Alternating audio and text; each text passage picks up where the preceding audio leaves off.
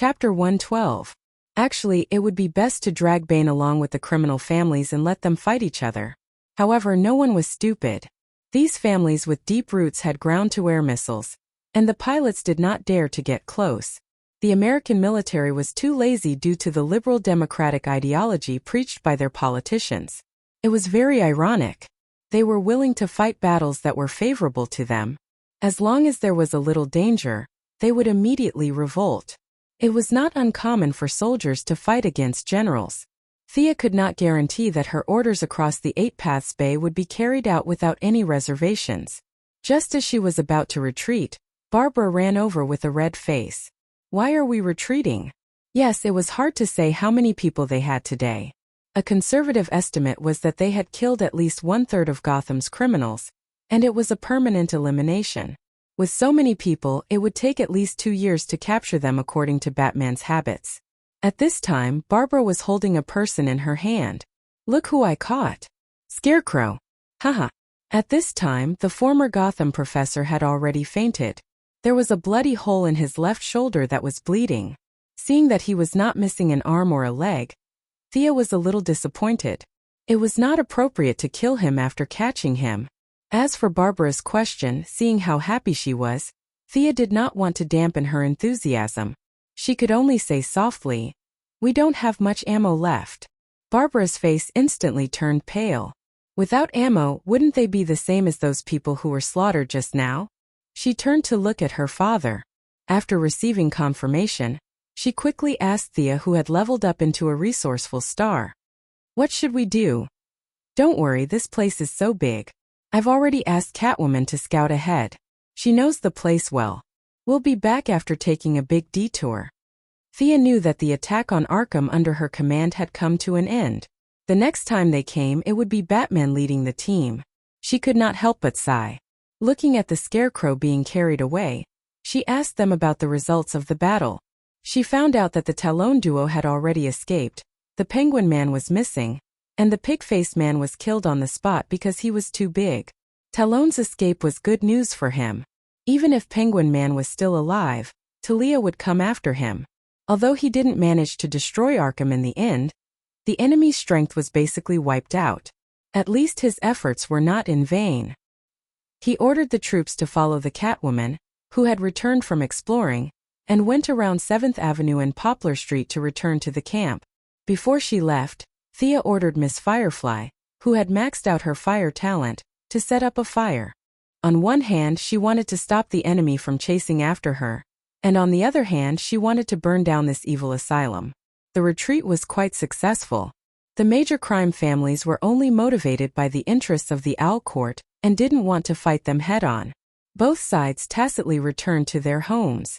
Once they returned to the camp, everything was fine. At least Thea had nothing to do. She was not in a hurry to activate the tracking device. The Court of Owls was not at the end of their rope yet. She needed to wait a little longer. During dinner, the few of them gathered together to discuss the next step of the plan. This time, Thea had gradually reduced her speech and left all the work to Batman. The two of them were well aware of this exchange of roles. At this time, a police officer walked up to Gordon and whispered a few words in his ear.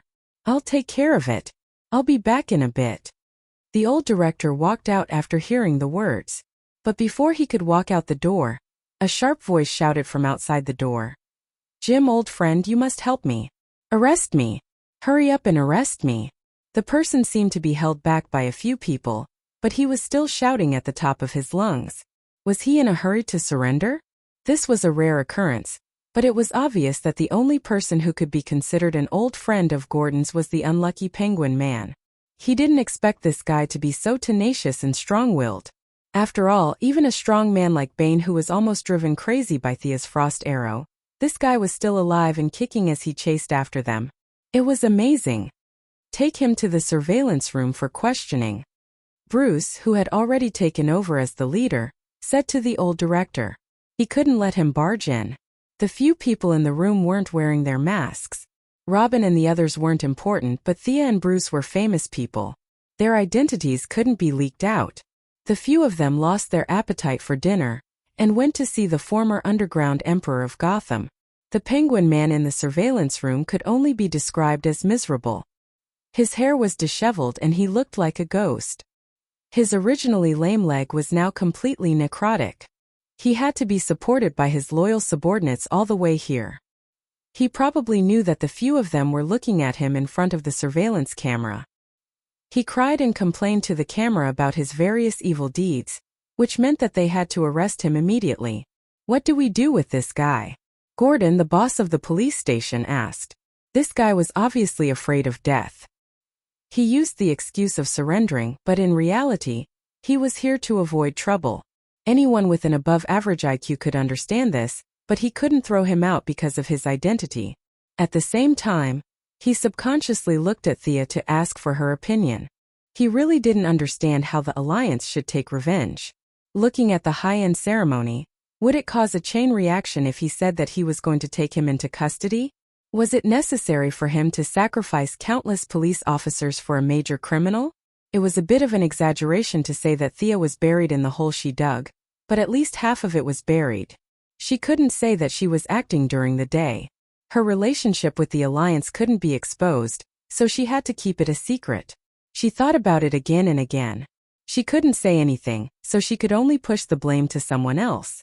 Let Uncle Bruce decide. She turned and left the surveillance room after saying that. At this time, Uncle Bat was in a dilemma. With his IQ, he could see that Thea didn't care. Only Talia could scare Penguin like this. But this was the contradiction. He didn't want to see Talia at all, but he also didn't want to let the criminal go.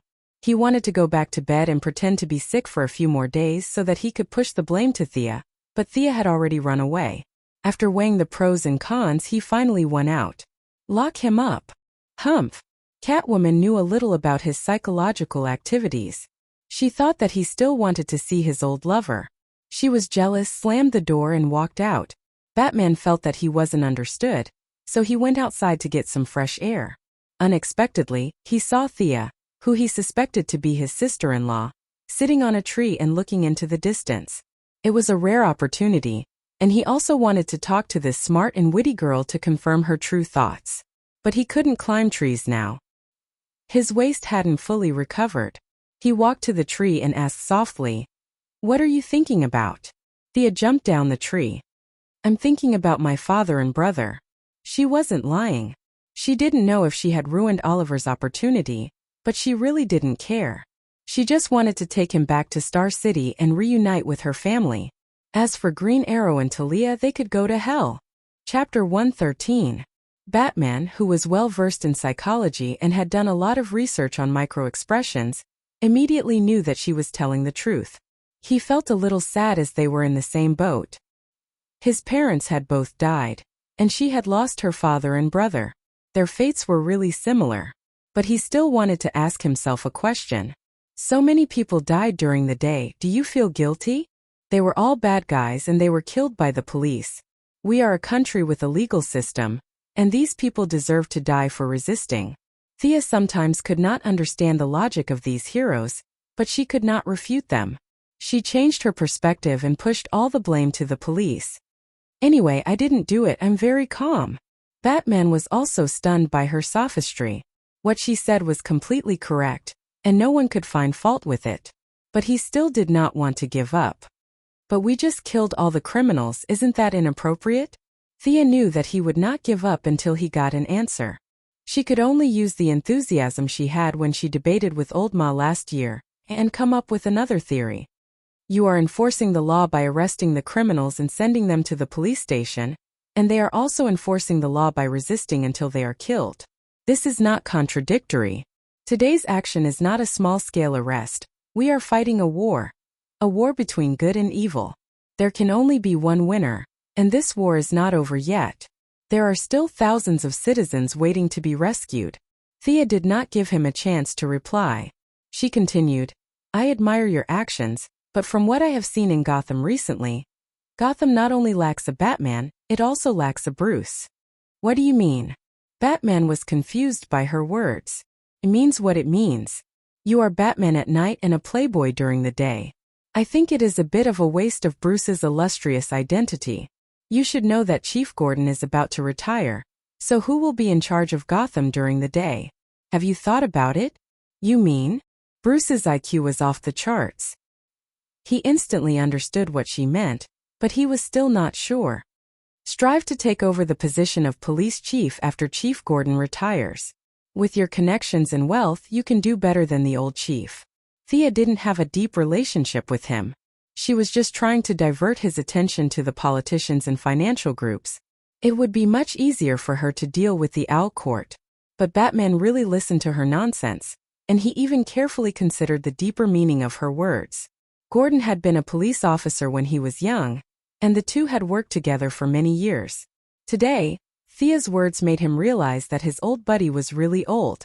It's not wrong to say that it's dark under the light. I really haven't thought about the future of the police station. The old chief should really take a break. After so many years of life and death, he was kidnapped by bad people countless times. If it were me, there wouldn't be such a problem. Would I be afraid of being kidnapped?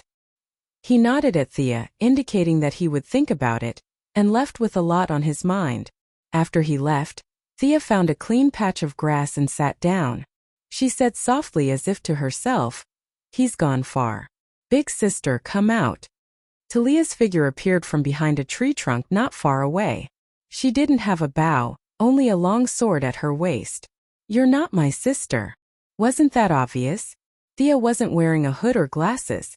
Anyone could see that she wasn't related to Talia by blood. It's obvious. Thea picked up a pebble on the ground and threw it into the distance. Talia didn't have the intention to fight. She found an empty spot and sat down. The two were about 3 meters apart. She looked at her with bright eyes. "Where did you learn your martial arts?" Thea smiled but didn't say anything. How could she expose herself so easily? "Are you trying to bully me because I'm young?" Talia was mentally prepared for her silence. She started to analyze. "You're definitely not trained in Nanderbart. You're the descendant of a certain adjutant, right?" It couldn't be helped. The ninja master had lived for too long. There were more than 100 adjutants who worked with him. Although most of them died in Nanderbart, there were always a few exceptions.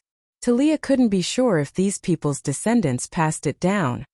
You don't want to attract the ninja master's attention to Gotham, right? Since they couldn't see the light of day, things were easier. Yes. The two of them could reach a consensus on this point. Sia nodded. "According to the rules of the Alliance, I'll leave and not participate in the matters here. Since you're not too bad, I'll remind you that the Owl Court has found a secret weapon and is currently activating it." This news surprised Thea. The court had a lot of cards up their sleeves. How could they have a secret weapon to turn the tables at this point? "What is it?" she asked anxiously. Talia smiled proudly. "I don't know. I only heard that they stopped the experiment of strengthening humans.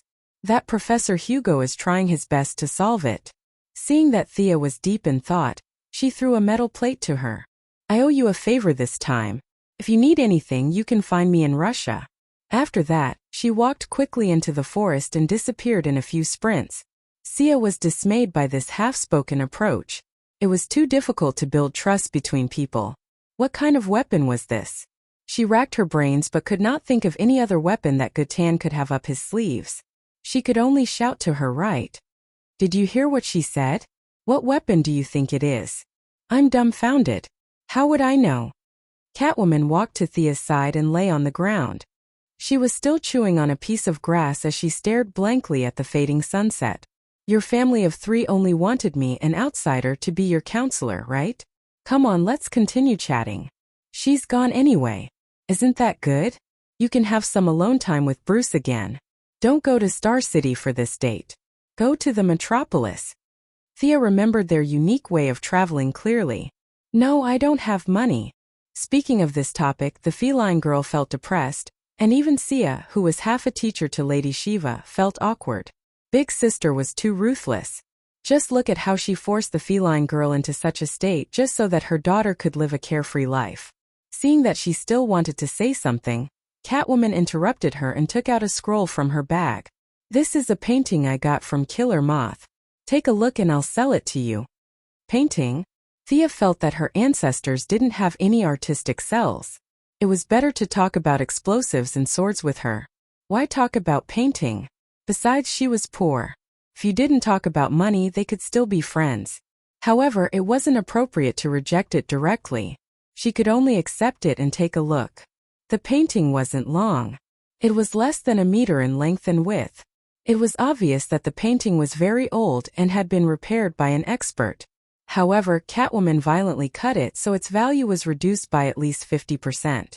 The content of the painting was also very monotonous. It seemed to be a forest with a winding stone path in the forest. Other than that, there was nothing else. There were no people or animals. It could barely be considered a landscape painting. Chapter 114. It was supposed to be a very ordinary painting. But it was this ordinary painting that made Sia feel that her strong willpower was constantly being absorbed. At the same time, whispers came from the painting, the sky, and the trees. It would have been better if she could hear them clearly, but the voices were so soft that it seemed like a gust of wind could blow them away. No matter how hard she tried, she could not hear a single word. "Hey, what's wrong with you?" The feline girl was still waiting for her to reply, but after waiting for a long time and seeing that she didn't respond, she gave her a light push. "Me." Sia didn't know what was wrong with her. She carefully looked at the scroll again. The great suction force had disappeared, but she could still hear the whispers in the air. She didn't know if it was because of her tinnitus or something else, but she could still hear the whispers in the air. There was definitely something wrong with this painting, but was it only affecting her or everyone else? Sia had to ask the cat girl to see if she had any abnormalities. "What era do you think this painting is from?" "The software shows." Catwoman almost gave Felicity away, but she quickly corrected herself. "I think it's an antique that's more than 1,000 years old." Thea was not in the mood to pay attention to her slip of the tongue. She wanted to confirm one last time. She opened the painting and asked Catwoman, "Which master do you think left this painting behind?" Catwoman had actually looked at the painting several times. If she could figure out its origin, she would have sold it for money. She glanced at it casually. "I don't know." Thea had been watching Catwoman's subtle facial expressions from the corner of her eyes, but nothing happened. Catwoman was still lying there lazily, in stark contrast to her previous absent-mindedness. "This painting is destined to be with me?" That thought popped up in her mind. "Then there's nothing to say. I'll buy it myself." Catwoman was a little embarrassed when she asked for the price. It was against her principles to sell such a worn-out and obviously stolen painting to her friend. But she was really in a tight spot now. A hero was a hero after all, so she did not have any psychological burden. Thea was poor, but a starving camel was still bigger than a horse. No matter how poor she was still a billionaire. The two of them completed the transaction happily. Catwoman, who felt that she had taken advantage of a fat sheep, was afraid that she would regret it and run away. Thea did not feel that she had been cheated. If there was nothing wrong with the painting, she would not have taken it. She secretly laughed at Catwoman's blindness.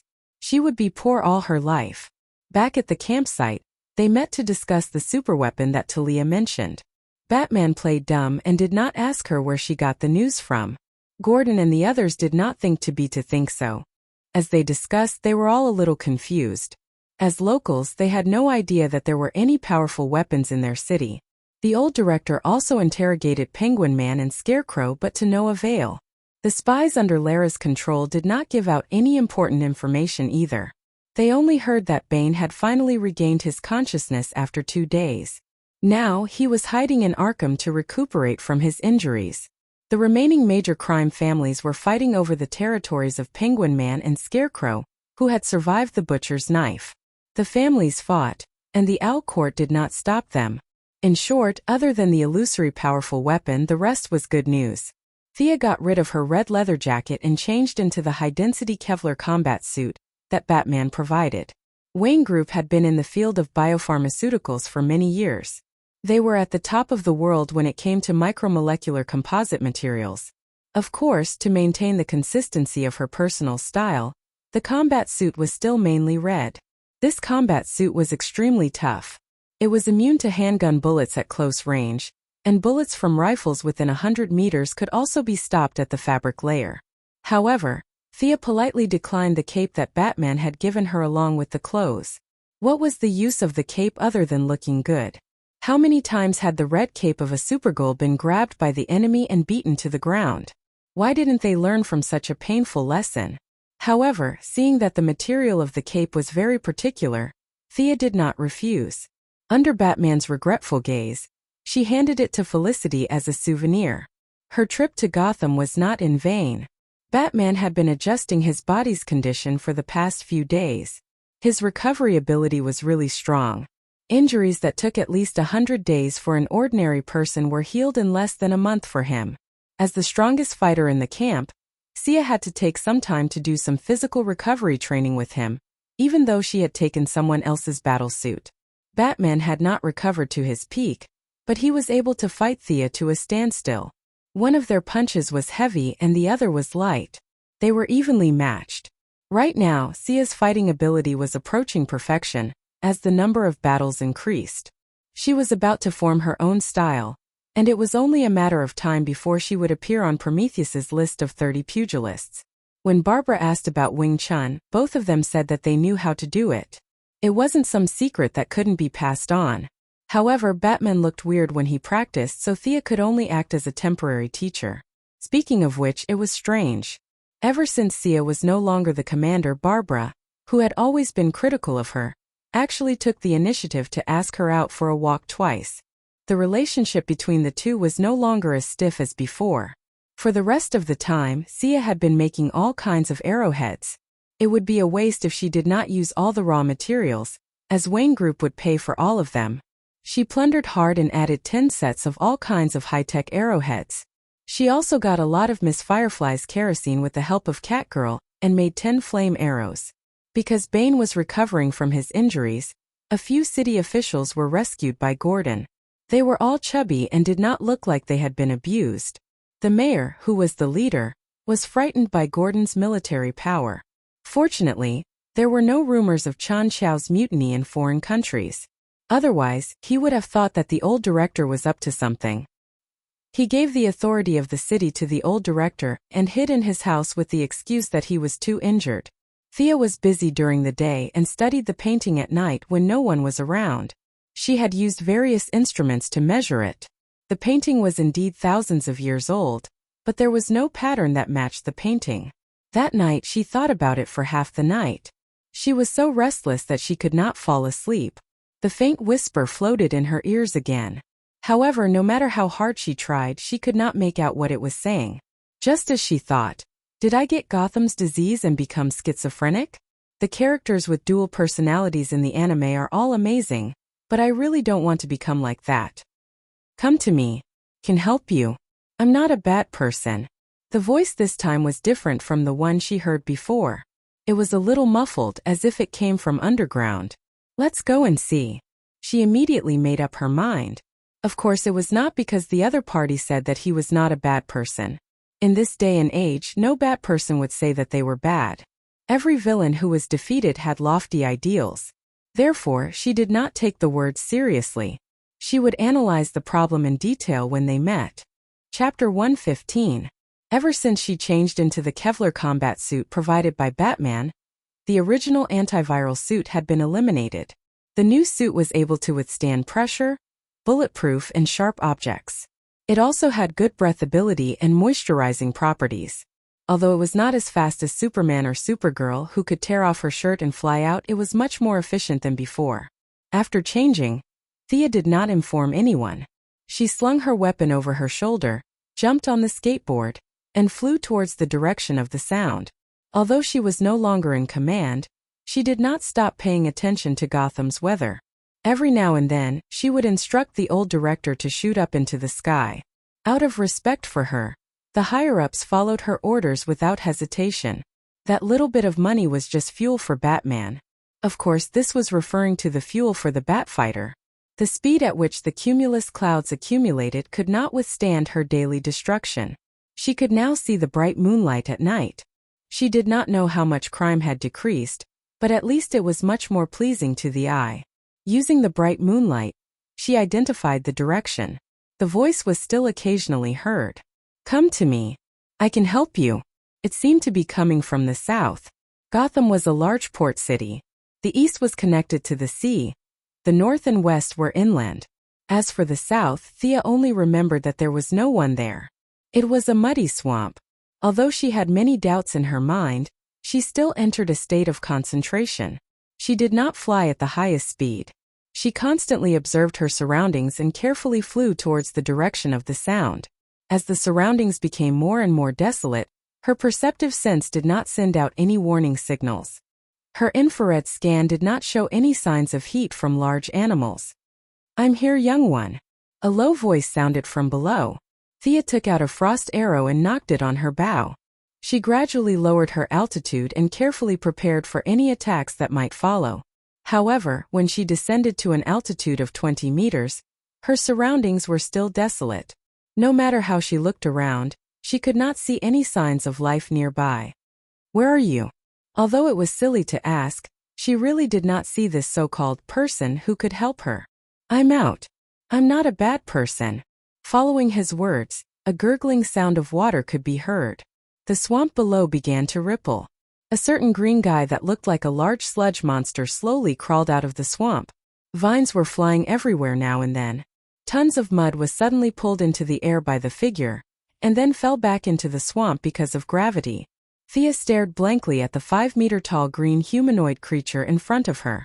Who was this? Or rather, what was this thing? She looked at the bow in her hand. Her archery skills, which had been successful in the past, did not give her any sense of security at all. Could her arrows hurt this guy who was 5 meters tall and weighed several tons? The only thing that gave her courage was the skateboard under her feet. If she couldn't win, she could still run. Maybe she couldn't say a single word. She quietly watched as the tall green creature moved around a few times, rubbing its face and stretching its neck. Guessing that she was not on its menu, Thea shouted loudly, "Did you summon me?" She had no choice. They were at least 50 meters apart. She was afraid that he would not hear her even if she shouted. However, it took him half a minute to respond. These short 30 seconds were enough to make her anxious. She was afraid that he would use his ultimate skill to kill her instantly. "It's me, young one," the green creature replied slowly. This made the short-tempered Thea's eyebrows twitch. If she could not defeat him, she would definitely teach him a lesson. "What do you want from me?" Thea knew that she had to lower her head when she was under someone else's roof. She lowered her altitude to the same level as him and asked respectfully. "It's a long story. Be patient," the green creature said calmly. Thea felt that this guy did not seem to have any bad intentions. She could only say that she was very patient and that they could talk until dawn. "I'm not a bad person." Thea did not understand why he kept emphasizing this point. It remained to be seen if he was really not a bad person or if he was just trying to numb her. "I'm a botanist. I became like this because of an experiment. My original name was Alec Holan. Of course, no one calls me that anymore. They all call me the swamp monster." The giant green creature, or rather, the swamp monster, sighed when he talked about the past. However, he quickly put the past aside and talked about the purpose of today's visit. "There are many supernatural beings in this world. I'm one of them. Our leader detected a supernatural reaction on your body. That's why he ordered us to come in contact with you." Thea's mind was filled with question marks. What did he mean by that? Was there a supernatural reaction on her body? Was she about to awaken her superpower? In her memory version 1.0, Thea was just a normal person. She had spent half her life under the wings of the Green Arrow. She ran around everywhere and had a few boyfriends who were all courting death. It could be said that she would die if she came into contact with them. Since when did being a loner count as a superpower? "I don't quite understand what you mean. Are you here to warn me, or to capture me?" It wasn't that Thea always looked down on others with malice. It was just that the people in this world were like that. They would burn and slice people up for no reason. The swamp monster shook his head. "I'm here to help you. I've said that before." Very good and very powerful. Every villain said that they wanted to help others at the beginning. Their methods of help were usually daggers, explosives, brainwashing, and the like. Thea didn't say anything. She waited for him to continue. "You should have obtained some kind of sacred relic. This relic awakened your bloodline. You're not a normal person. You have the legacy of the ancient sages." Relic? This wasn't hard to guess. The painting that Catwoman stole from the killer moth was the beginning of everything. Because she didn't know whether this was a blessing or a curse, she brought that strange painting with her when she went out. As for the bloodline, it was a little confusing. Was it brought about by the fusion, or did she have it in the first place? This was a bloodline. It sounded so high and mighty. What bloodline limit, D-clan, weren't they all cheats brought about by the bloodline? But did she really have such a thing? Although she was a little afraid that this big green guy would snatch her painting, she still took it out. The relic you're talking about is this, right? As for the bloodline, can you explain it? The swamp monster revealed a smile that he thought was kind, but Thea thought was terrifying. Only you know your bloodline. I used to be a botanist, but now I'm not even a human. I can't determine the source of your bloodline. Only I know? What do I know? Thea's brain was about to become mush. Just when she was about to say that she couldn't remember, the scenery in the painting flashed in her mind, and her family name that she had never shown before. Merlin. Chapter 116. The great wizard Merlin was a legendary figure that everyone in Europe and the United States knew about. The meeting between the great wizard and King Arthur, and the legend of the 12 Knights, had reached the point where almost everyone knew about it. But was this Merlin who was so famous the same person as Malcolm Merlin? She had been painstakingly searching for 8 generations of the Quinn family's ancestors. It turned out that the truth was so close to her. But was this really the truth? She looked at her own hands. Her 5 slender fingers were white and full of strength. Whether it was a bow or a sword or a dagger, she could use them all skillfully. But no matter how she looked at it, it did not look like she could shoot fireballs or icicles. Moreover, in terms of bloodline, Old Ma's bloodline should be purer than hers. The old man had been scheming all his life, but in the end, it could be said that he became more and more miserable. She did not see him awaken any great ability in adversity. The so-called bloodline also did not help him kill the Green Arrow and the Ninja Master. Could he become a wizard? Thea imagined the scene of Malcolm wearing a robe and shooting fireballs. That scene was too beautiful. You must be kidding me. However, the swamp creature in front of him seemed to be telling the truth, and it didn't seem to be a lie. Thea pointed at herself. Do you have my bloodline now? But I don't feel any difference. The swamp creature did not speak. Countless vines of plants rose from the mud below him. Wrapped in a variety of dazzling plants, the vines lifted up a dark red vessel. Looking at the clean cup-like vessel that was taken out of the mud in front of her, Thea now truly understood what it meant to be untainted by mud. Needless to say, this was definitely a treasure, but it was definitely not meant to be with her. Sure enough, the swamp creature spoke. This is the soul awakening cup of the leader's wife. Can successfully awaken your bloodline. As for whether it succeeds or not, it depends on you. Although Thea had never heard of this so-called wife, she knew that she was a big boss in a certain industry. At this point, there was nothing to worry about. How do I use it? Drip your blood into the cup. It will search for the holy relic on your body and successfully open the land of heritage. The swamp creature probably knew that he looked a little scary, and he didn't know how brave Thea was. Using his past experience as a human, he only felt that if he was a little girl, he would have fainted for 10 minutes. He controlled the vines to put the cup on the ground and slowly took 2 steps back. Thea descends from the air to the ground. She doesn't dare to leave the skateboard. She walks around the inconspicuous cup twice. She doesn't see anything wrong with it. Thea rolled up her sleeves and made a cut on her arm. Fresh blood quickly covered the bottom of the cup. Just as Thea was wondering how much blood was needed to activate this thing, she felt a hook hooked onto her belly button and pulled upwards. She wanted to shout, but the rapid wind had already made her unable to speak. She only felt that she had been stuffed into a narrow tunnel. Her entire body was enveloped by a huge wave of air, and she was flying at high speed in this extremely long tunnel. After an unknown amount of time, when she regained consciousness, there was only one thought in her mind. This user experience sucks. He patted his butt and wanted to stand up. Only then did he realize that the combat uniform he was wearing was gone. Instead, he was wearing a beggar's outfit. Alright, calling it a beggar's outfit was a bit of an exaggeration. However, this coarse cloth jacket didn't look gorgeous at all. It's just that this jacket looks thick, but in reality it feels very bad to the touch. What's going on? Where's my underwear? Thea realized that she only has one piece of clothing. It's very empty and uncomfortable. She can't help but feel a little annoyed at the guy who designed this part of the process. But fortunately, she's a woman of the underworld and doesn't care about trifles. She didn't bring her Kevlar, bow, dagger and so on with her. Only the sword of Azrael that she previously seized is lying quietly on the ground. Thea jumped twice on the spot. Fortunately, her thing isn't too big. Even if she doesn't have any clothes, it won't be too much of a burden. This is good news. Because the surrounding looks very similar to the forest path in the painting, Thea looked very much like the forest path in the painting. The trees were tall and dense, and there were signs of a battle. As the saying goes, don't enter the forest. However, do I have a choice now? She pulled out her sword and slashed at the nearby trees. Not bad, this is my sword. I didn't get myself a fake one. Looking around, it seems that this is the only stone path in front of her. This path is very long and winding, and it seems to go straight to the top of the mountain. Thea took a deep breath. The feeling of not having any underwear lingered on her body. She tried her best to use the secret technique that Madame Shiva taught her. She abandoned all distracting thoughts and focused on walking up the mountain. The path was neatly built. Thea didn't know if this is a real scene or a world in the painting.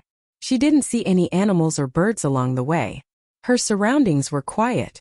Occasionally, there would be wind blowing, but it didn't cause any disturbances to her sharp senses. Just when she was about 1/5 of the way up the mountain, she received a warning from her perceptive sense. There was a tingling sensation that seemed to be stabbing her brain. Someone is ambushing me.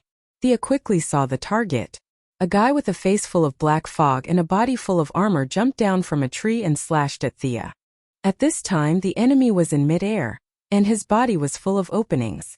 In theory, it was the best time to attack. However, because she didn't know how strong his armor was, Thea chose to dodge.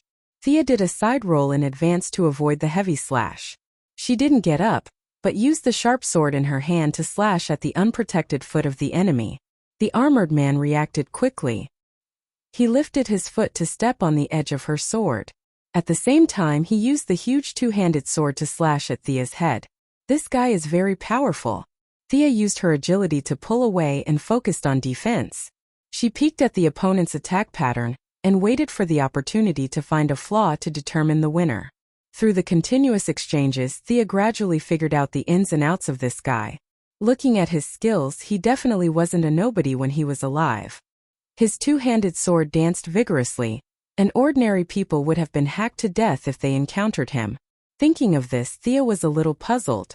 Is my bloodline really Merlin's? Why did the mage selection have a martial arts competition?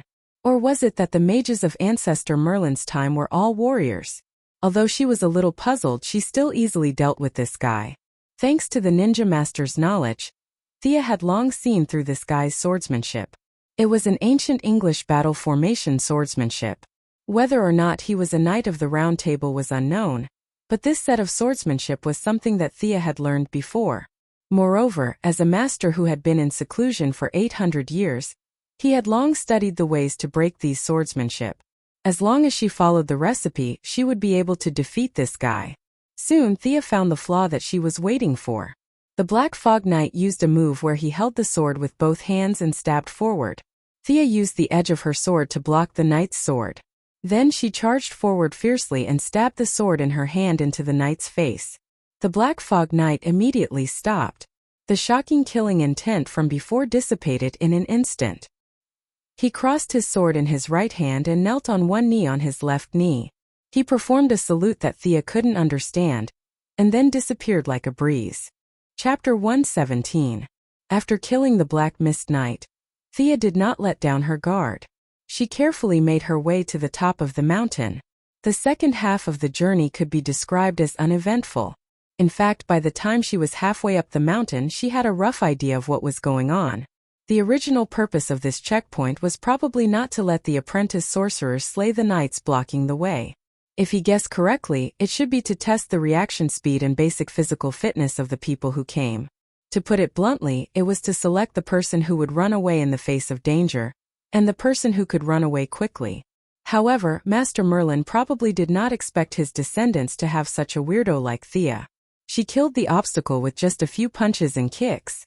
The Black Mist Knight's martial arts were outstanding even today. The medieval ancestors of the Merlin family could only scurry away in front of him. It was impossible that ancient martial arts were better than modern martial arts. A skill must be more refined and refined.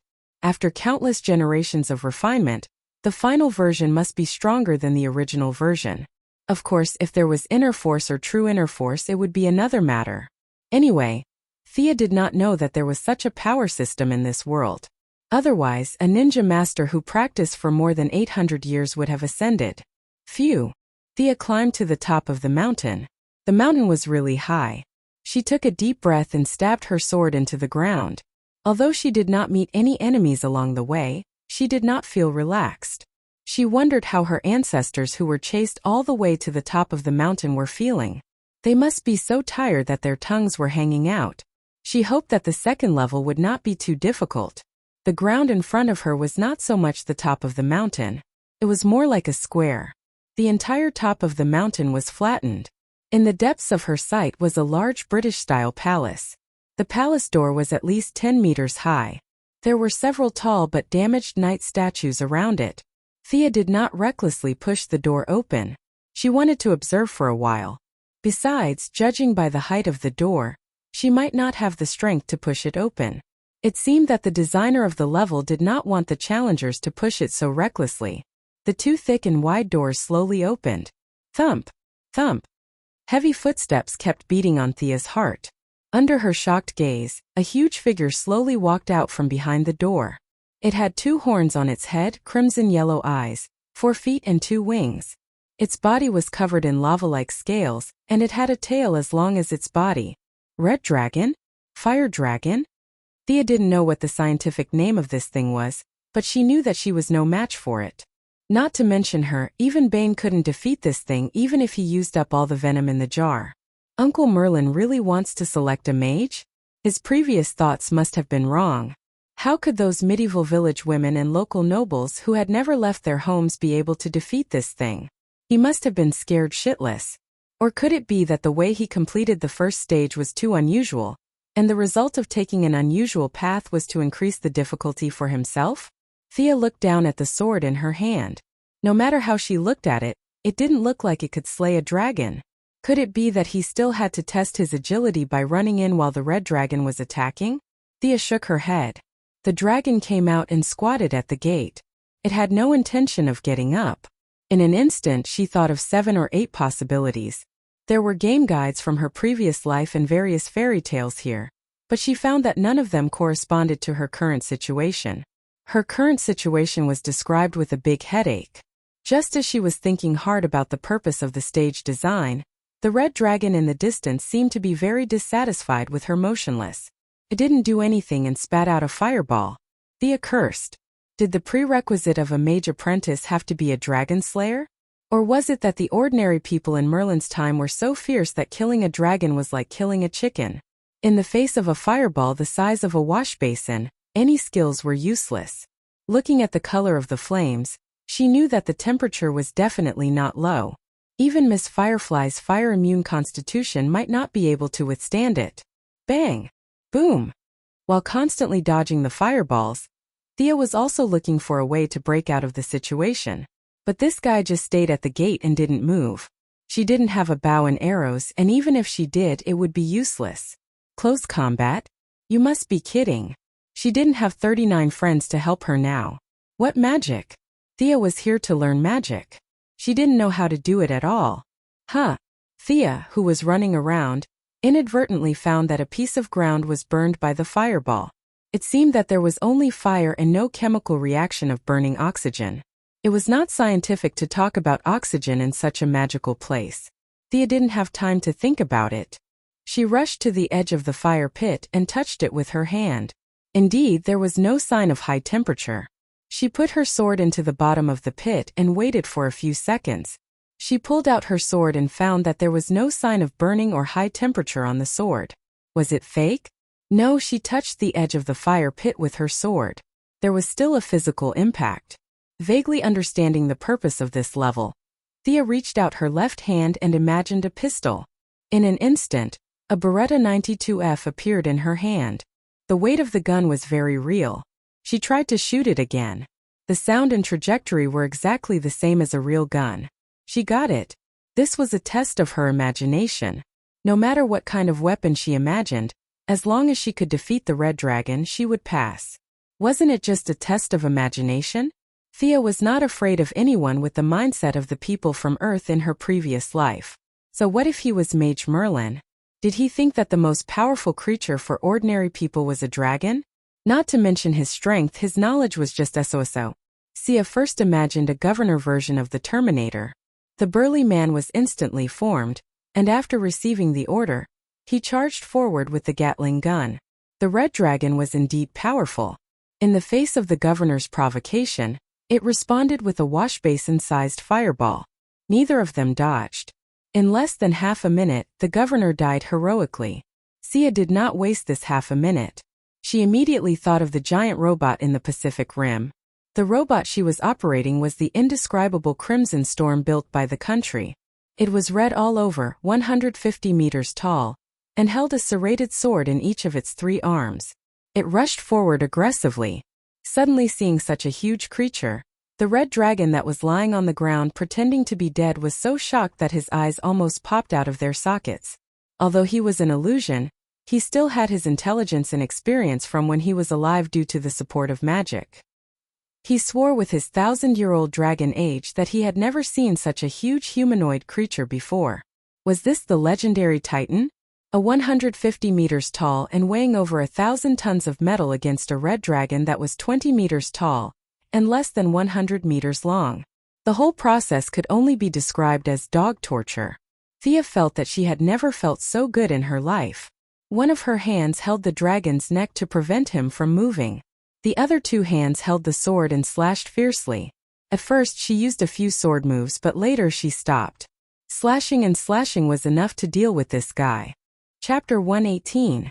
The aggrieved red dragon didn't even have the chance to use its dragon wings or shadow flame before it was pressed to the ground by Thea and cut into pieces. In theory, the dragon would die if its head was cut off, but this was obviously an illusion version of the dragon, so it was hard to say whether the fatal wound was in its head. Thea didn't think that her time was precious. Like mincing meat, she cut the majestic red dragon into pieces of meat that were less than half a meter long and wide. She searched around but didn't find any forging materials like dragon crystals or dragon cores. She sighed. Just now she found that there was a trick to pass this level. There were 4 broken knight statues at the door. The designer's goal was to use these statues as reference objects to simulate the classic scene of a knight and a mage working together to kill a dragon. But she didn't know which generation of ancestors had misunderstood or deliberately caused trouble for their descendants. But he or she directly brought the statues to life and fought a great battle with the red dragon. The 4 statues were now piled up on the side like garbage, and if one didn't look carefully, one wouldn't know the specific meaning behind it. Anyway, she passed. Thea controlled the robot to put her on the ground. She was 150 meters away, so she didn't dare to cancel it suddenly. She would fall to her death. Carrying her sword, she walked around the pile of meat and walked into the hall. Not long after she entered the hall, the 2 doors closed in a very old-fashioned way. She pouted. How uncreative. From the outside it looked spacious and tall, but the space inside was actually not that big. Thea walked a few steps and came to the side of a desk. There were a lot of parchment papers on the table, 3 quill pens were placed diagonally on the table, and a small bottle with very little ink was thrown carelessly on the ground. Thea was more and more sure that there was something wrong with this scene. It was so messy and disorderly that it didn't seem like an examination at all. There wasn't even someone to clean up the table. Moreover, there wasn't even a prompt along the way. She didn't ask for the system to make it like a system fairy, but even if it put up a notice board, it should at least let the candidates know what to prepare. No matter what the examination was, she should clean up the table first. But when Thea touched the parchment paper, a huge hourglass suddenly appeared in the originally empty place. She roughly estimated that the sand wasn't moving too fast, so it should take about an hour. But what was he going to do in the next hour? Thea looked around again. The decorations were quite luxurious. There were carpets, murals, lamps, and a bunch of decorations. Thea scratched her head. After all, when Merlin was active, Sherlock Holmes' great-grandfather hadn't been reincarnated yet. But just in case, she still looked around. Many of the items were just decorations and could not be removed. Thea wasted 10 minutes and finally confirmed the target. It was the thing on the desk. He picked up a piece of paper and read it carefully. What a mess! Thea put aside the so-called practical application of mana and the secondary connection between the earth and water. If he couldn't understand this piece of paper, his ancestors wouldn't be able to either. He could only spend another 5 minutes sifting through all the parchments and find a few that he could understand. It was really simple. The paper was filled with basic knowledge, such as the composition of the universe, the basic framework of the world, and so on. For Thea, whose learning ability had been enhanced to 2.0, it was a piece of cake. She used her extraordinary intelligence to forcibly record down the information that conflicted with her original worldview. Then she began to read the scrolls that she couldn't understand. She realized that the next examination was probably a written one. The quill and ink didn't look like a souvenir for her. Thea used the skills she learned from her previous life to deal with exam-oriented education. Some of them had some similarities with modern physics, while others were nonsense. She didn't care if she understood them or not and just memorized them all. The learning methods from her previous life were a great help. Combined with her powerful memory, she could say that no matter if it was the Ninja Master or Batman, she wouldn't lose to them in terms of learning speed. There were more than 10 parchments with tens of thousands of words that went against common sense. In less than half an hour, she had memorized all of them. She also used the last 10 minutes to comb through her entire memory. The knowledge was very heterogeneous. Although it was the result of a large system, Thea felt that it was too scattered. It felt like someone had put it all together as a prank. As for the truth, she did not care at this time. The whole assessment site seemed to have been used many times, and the painting she got had probably passed through many generations. With the erosion of time and man-made destruction, Thea felt that it should not have been so difficult in the beginning. Perhaps there were some instructions left with the painting for future generations? But at this point, no matter what happened here, as long as she passed this level, she should be able to pass. She could still vaguely feel this. She calmed her breathing and kept herself in the best condition. She slowly adjusted her state of mind. When the sand in the hourglass completely fell, a new piece of parchment appeared on the table. The original ones had all disappeared, leaving only the quill and ink bottle. Thea immediately took the parchment and looked at it carefully. There were less than 20 questions on the whole paper. They were all questions about how the world was composed of several major elements, the colors of flames when burning, the refraction of light, and so on. She knew that she had been tricked by this messy environment. What she saw later wasn't the content of the examination at all. Just looking at the first few papers was enough to deal with it. Thea gave the unknown guy a middle finger. Don't let me see you in person or I'll beat the shit out of you. Although the questions were very simple, she still answered them seriously. In less than 5 minutes, she finished all the questions. After checking several times and confirming that they were all correct, Thea was a little dumbfounded. Who should I give this paper to? Hey, I'm done. Is anyone here? She stupidly shouted at the empty room for a long time, but no one came out. She fainted. Ancestor Merlin, don't tell me that in order to take care of the descendants who just learned how to read, the examination time was set especially long? Thinking about it, it was possible. In the Middle Ages, not to mention the common people, even the king who could write his own name was considered a high-quality person. At that time, the king was more like the leader of a society than the leader of a country. Many nobles didn't know how to write their own names, so they could only wear a seal on their hands and press it when it was their turn to sign. She waited patiently for a while and found that still no one paid attention to her. Okay, since you are so assured, I won't be polite. Thea left her seat and looked around again. Although the hope was not big, what if she could find something good? Using the treasure hunting skills taught by Big Sister Catwoman, Thea began to explore the surrounding walls and decorations. Her efforts paid off. She found nothing on the walls, but she found a pitch-black dagger in an ornament decorated with antlers. Chapter 119. The dagger was only the size of a palm, with a double-edged blade. The workmanship was not exquisite, and there were no decorations on the handle. No matter how one looked at it, it was just an ordinary weapon. Thea played with the dagger in her hand for a while, but she did not see anything special about it. She did not know if she could bring it out, so she put it on her belt and continued to search around. Time flew by, and when she repeatedly confirmed that there was nothing in the room, more than an hour had passed. There was no clock in the room, so she could not estimate the exact number. She could only make a rough estimate. Bored, she put her legs on the table and closed her eyes to rest. Just as she was getting impatient and was about to get up and push the door open, the answer scroll on the table disappeared silently like it did in the beginning. Then, when she was unprepared, an invisible flame seemed to burn from within her body. Wah! What is this ghost? She really didn't know what to do with this thing that she couldn't see or touch. She only felt that all the blood in her body was desperately rushing towards that ball of flame, and a large amount of blood was being converted into an unknown substance. Every second felt extremely long. With the inexplicable loss of blood, she felt that her ability to think was getting weaker and weaker.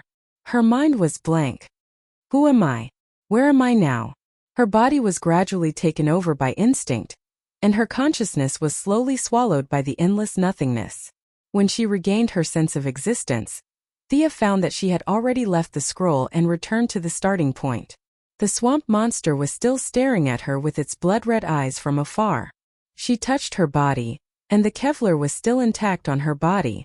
The dagger that she found earlier was hanging conspicuously on her waist. But she was not in the mood to care about the dagger now. She only felt that her body was sore and weak, and she had no strength at all. What happened to me? And how long has it been? The target of the question was naturally the swamp monster not far away, but her voice was a little soft, and she did not know if the swamp monster could hear her.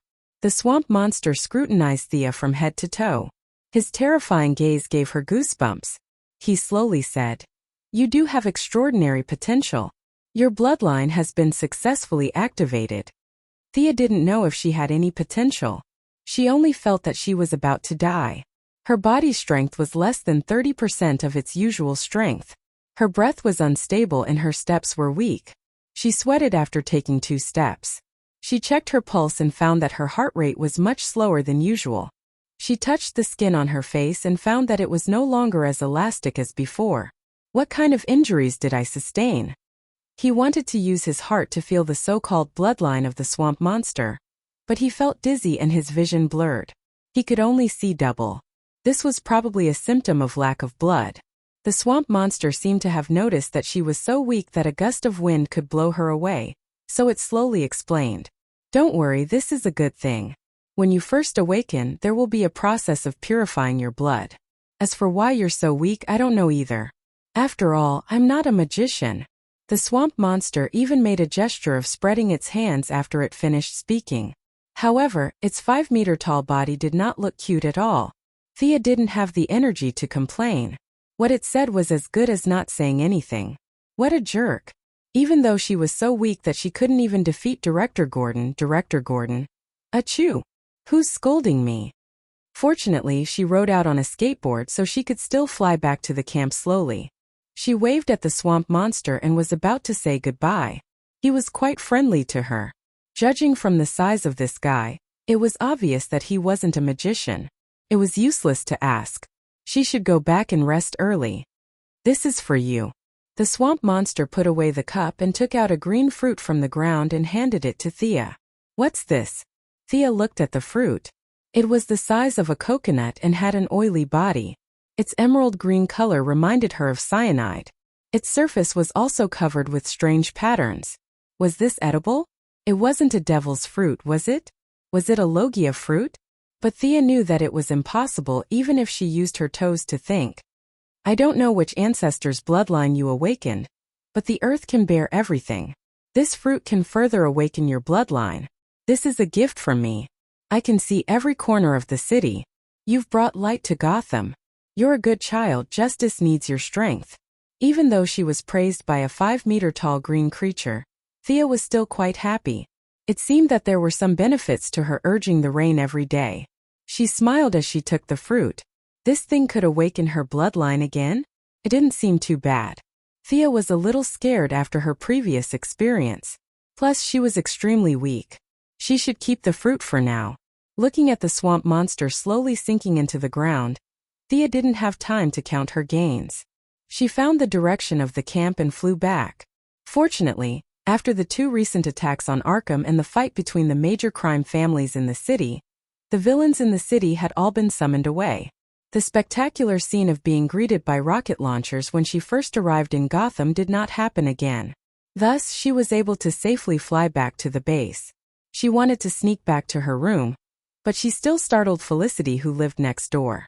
This girl had been getting closer and closer to Catwoman recently. The 2 of them were playing games in the room. When they heard her movement, they both came out to ask, "Thea, what's wrong?" Catwoman had been avoiding her for the past few days because she thought of her as a big boss. But now that they met face to face, she couldn't pretend not to know her. She quickly asked when she saw that something was wrong with her pale face and unsteady steps. How should she explain? If she said that she had obtained a bloodline or something, it wouldn't be a problem if these people knew, but she had to consider Batman's unnatural attitude of hatred. She couldn't afford to lose the reputation she had gained. Just as she was thinking hard about how to come up with a good lie, Felicity, who always had a big imagination, looked at her for a while before she said in a tone of realization, "You're having your period? You're using so much this time." In a daze, Thea took a while to understand what she was referring to. F***ck, you're bleeding so much in one go. She had lost almost a third of her blood.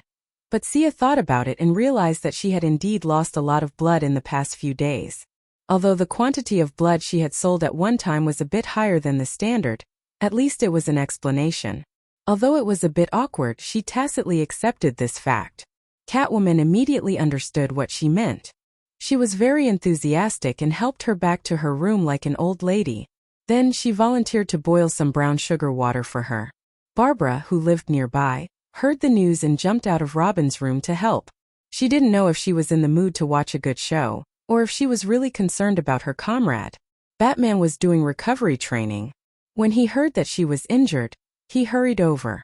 But when he saw that she was surrounded by women, he used his rich knowledge to surpass Lex Luthor's IQ to determine the specific situation and ran away. Chapter 120. For the next few days, Thea used the excuse of being attacked by her aunt to deal with everything. Needless to say, this reason was really very good and very strong. Everyone who saw her showed a bright smile, and all of them were concerned about her well-being, afraid that she would suddenly die. With her body's hematopoietic function activated, Catwoman Barbara would send her some black chicken with brown sugar from time to time to nourish her body. She had recovered most of her combat power and could properly sort out her gains this time. In fact, she had already received a message the night before. This message was very mysterious, as if it had suddenly emerged from her soul. There was no need to read or understand it. It was completely an instinctive skill that she had mastered.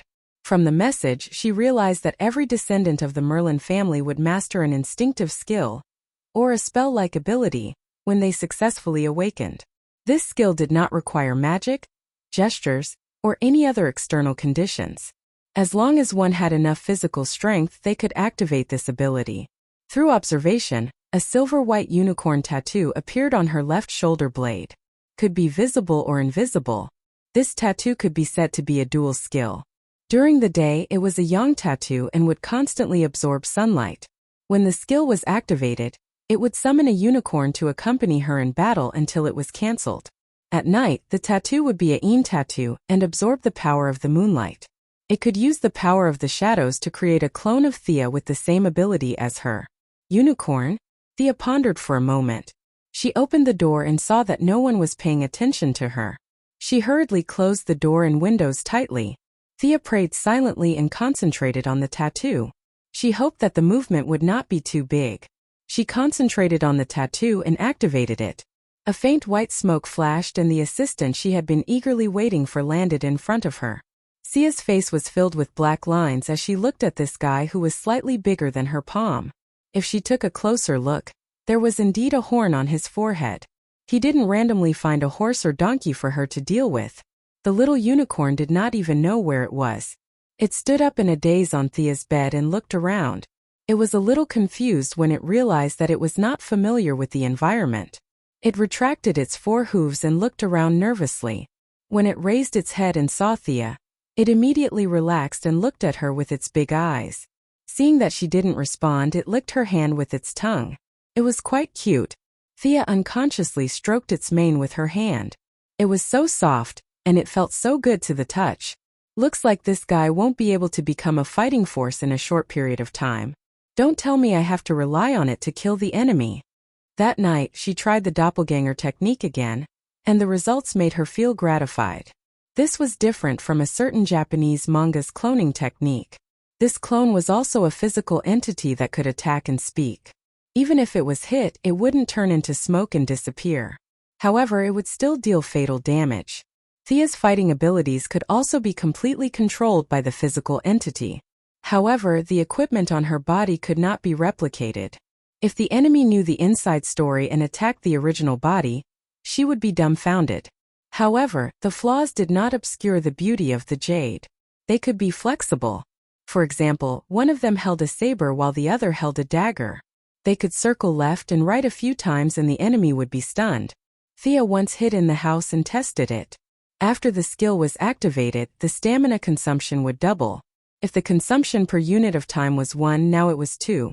The damage received by the clone would not affect the original body. In theory, Thea would be fine even if the clone died 100 times. But at the same time, she wouldn't be able to learn anything the clone read. The two of them could only share some simple information. This could be considered as having its advantages and disadvantages. It was also very simple to increase the power of the Yang rune and Yin rune. The Yang rune could be exposed to the sun, and the Yin rune could be exposed to the moon. The unicorn would grow from a juvenile to an adult with the accumulation of sunlight. In the end, it would even grow a pair of wings and become the royal unicorn family. As long as it evolved to an adult, the two of them could merge. Thea would automatically have most of the unicorn's abilities and characteristics. The clones at night could also become more agile and intelligent with the accumulation of moonlight. It was even possible for 2 or 3 clones to be created at once. In order for the unicorn to grow up as soon as possible, Thea could proudly claim that she was also the kind of person who could strengthen herself by basking in the sun. In the future, she could add a deck chair next to Superman and Supergirl. Let's bask in the sun together. She didn't know what kind of talent the predecessors had. Yes, to save herself the trouble, she now called it a talent. She felt that this clone talent was still very suitable for her. After all, her mind was filled with fighting and killing. This skill had unknowingly doubled her combat power. If she wasn't afraid of exposing herself, without the technological equipment, Batman would no longer be her opponent in a one-on-one fight. Speaking of the concentration of the bloodline, it was necessary to talk about the process of blood loss at the end. Although there wasn't much information at this time, Thea could still analyze that it was a process of burning blood and returning to one's ancestral roots. She could now feel that there were 2 drops of golden blood in her heart. She didn't know if it was because she had completed the trial too well, but the purification process was completely at full power. Theoretically, the energy that could only be converted into 1 drop of blood was excessively stimulated, and 2 drops of blood were purified. This was also one of the reasons why she was so weak. A normal person would be finished after losing 15% of their blood, but she lost 30%. Looking at the suspected devil fruit that the swamp monster gave her, she didn't dare to try it lightly. At least she had to be completely healed first. The scroll that had caused all of this had been completely destroyed. Before it was completely destroyed, it also transmitted a stream of information to her. But this information wasn't as clear as the information about her talent. The whole message was intermittent. Thea could only guess that one of her ancestors was forced to enter the secret realm because of his lover. After that, there was a lot of unknown information. In the end, he destroyed the key inheritance guide. She speculated that it might be a piece of parchment and left the world alone. It was really a sad story. Thea didn't have a trace of sympathy for this ancestor. He was the one who destroyed the assessment guide along the way, causing her to be in such a sorry state. She had to rely on guessing along the way. Other people's trials might be of normal difficulty, but hers was definitely of hell difficulty. At the same time, this ancestor who had caused so much trouble for her also sounded the alarm bell for Thea. She should still keep some cards up her sleeve. This guy was probably too arrogant, so he was targeted by someone with no bloodline, no luck, and no inheritance. If others don't have it, then why don't you keep a low profile? In the end, he was killed before he could cultivate the divine ability. If she put herself in his shoes and thought about it, If someone else had an ability and she didn't, how would she feel? She would definitely be jealous, and would definitely do everything possible to get the ability into her hands. There had been many people like this since ancient times.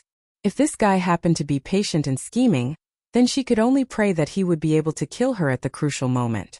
Thea instantly thought of someone who had these conditions, and she had a relationship with him after so many twists and turns. Batman, Green Arrow's good father-in-law, Ninja Master. This old guy didn't have any abilities, and had lived for 800 years by relying on the immortal pool. He must have seen aliens with abilities. If someone said that he wasn't jealous of all kinds of supernatural powers, Thea would be the first to believe it. Moreover, the more Thea thought about it, the more she felt that Thea was ambushed by Ninja Master in version 1.0 of the show, causing her to suffer irrecoverable injuries. After that, Thea's overall quality began to greatly decline, and she even withdrew from Green Arrow's team. Was there some inside story that she didn't know about? There were so many people around Green Arrow: Laurel, Sarah, Felicity, and a bunch of other women. They were all important, so why did he have to ambush Thea? Throughout the entire show, Ninja Master had only personally dealt with two people. One was Thea, and the other was Green Arrow. There were many doubts, and perhaps only Ninja Master himself knew the truth. Malcolm's experience was also very strange. He came to Nanderbard alone because of the death of his beloved wife, and Ninja Master began to teach him without hesitation. In just 2 years, he was promoted to the position of adjutant. With his 800 years of life experience, couldn't he see that Malcolm was ambitious? Wasn't he someone who lived under someone else's roof?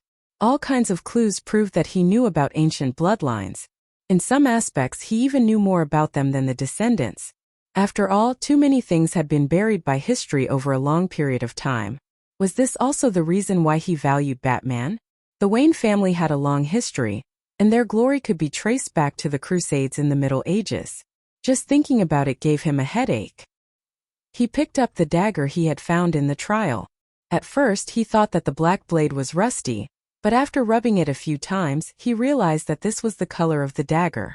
There were a few words engraved on the dagger and the handle. Thea, who could barely be considered a mage apprentice, used the knowledge she had memorized and the search engine to finally understand the meaning of these words. Black Fog. Chapter 121. Through the transformation of her bloodline, Thea's perception had undergone earth-shattering changes. At this time, the originally illusory perception in her body and the spiritual power derived from her bloodline merged to form a looming energy, which could be called magic power for the time being. When she used this magic power to communicate with the inscriptions on the dagger, she would use a special method to change the appearance of the original magic power and launch it out. The consumption of magic power was very small, and the consumption was the dagger's own energy. The user only played the role of guiding the direction, but it was this function that made the essential difference between a normal person and a mage. After playing so many games, Thea quickly figured out the purpose of this weapon. It could create a pure black fog in the line of sight. She didn't know what the original designer thought, but in any case, outsiders couldn't see through the fog, and the people in the fog couldn't see anything, including Thea, who was the one who released the fog. This thing was originally used for running away, right? But now, technology had developed to the point where there were smoke bombs. The magic power of this dagger was somewhat useless, and the black fog was only aimed at human vision. Using thermal imaging technology, one could still see that there was a living person inside. Thea played with the dagger a few times. The main character could pick up a storage ring or a dragon egg after falling down, but she only got a broken dagger. What bad luck! She rewrote the contents of the parchment that she had hurriedly memorized and tried to find common points through the engraving method on the dagger. But to be honest, the effect was really bad and there were too few references. There were some results on the internet, such as the story of Merlin and the female ghost, the battle between the snowman and the mage Merlin, and all kinds of information mixed together, and it was impossible to distinguish between the truth and the lies. Thea didn't dare to practice recklessly. Most people would go crazy at a high level, and it would be too ridiculous if she practiced the wrong path as soon as she started. There was also no one to guide her. The swamp monster did mention the Xanadu madam, but he also said that she was a mysterious person, and that she was the descendant of some ancient race and could live forever. Compared to her, the ninja master was like a child. For this kind of person, Her concept of time must be incomparably indifferent. It was very likely that she would only realize this matter 10 years later. If he waited for her, it would be too late. In fact, there were still a few magical heroes in this world. At least Thea knew of Constantine's great name. However, she remembered that this person was like a reincarnated pervert. She didn't want to be attracted to him. Since he couldn't figure it out, he could only take it one step at a time. First, he had to recover his body, adjust his condition to its peak, and then eat the fruit of the earth that the swamp monster gave him. Although her body was weak and she couldn't practice martial arts with Batman, she didn't completely rest. Considering the fact that his future enemies were all monsters, he had to increase his own strength. Magic was not something that could be mastered in a short period of time. It required a lot of study and accumulation. Of course, like Shazam, who dreamed every day, "I want to fly to the sky and stand side by side with the sun. The world is waiting for me to change." He would shout Shazam to the sky when he encountered a situation, and then a thick purple lightning would strike him, and then the originally thin and weak little boy would become a muscular magician with a height of 180 centimeters. Thea disdained this kind of quick method. What was the difference between this and the indescribable country's Lord Guan Yu? His foundation didn't increase at all, but every time he was possessed, he would consume a lot of blood essence. This method was simply stupid. If this kind of trash was still in the Xianxia world, he would be possessed in minutes. During this period of time, taking advantage of the good moment when her relationship with Batman was at an all-time high, Thea asked to borrow the Bat Belt to take a look. Bruce didn't refuse this junior who he valued very much. Thea could finally see this legendary belt. Before, it was exaggerated, but after careful analysis, it actually had a very simple principle. Because he used a lot of nanotechnology in the belt, his weapons were not suitable for himself, but this nanotechnology was very high-end, which made Thea's eyes light up. Batman's nanotechnology was not the same as Ray Palmer's. One of the two nanoscaled weapons, the other nanoscaled himself. It could be said that they started from the same place but ended up on different paths. If she gave the nanosuit to Batman with his pride, he wouldn't turn into a small person to fight. Similarly, the Atom Man couldn't use his various weapons because he didn't have such a high martial arts foundation. This belt inspired Thea a lot, and she had begun to develop her own new technological equipment. The skateboard's improvement in a short period of time was limited, and it was really powerless against a bull-like enemy like Bane.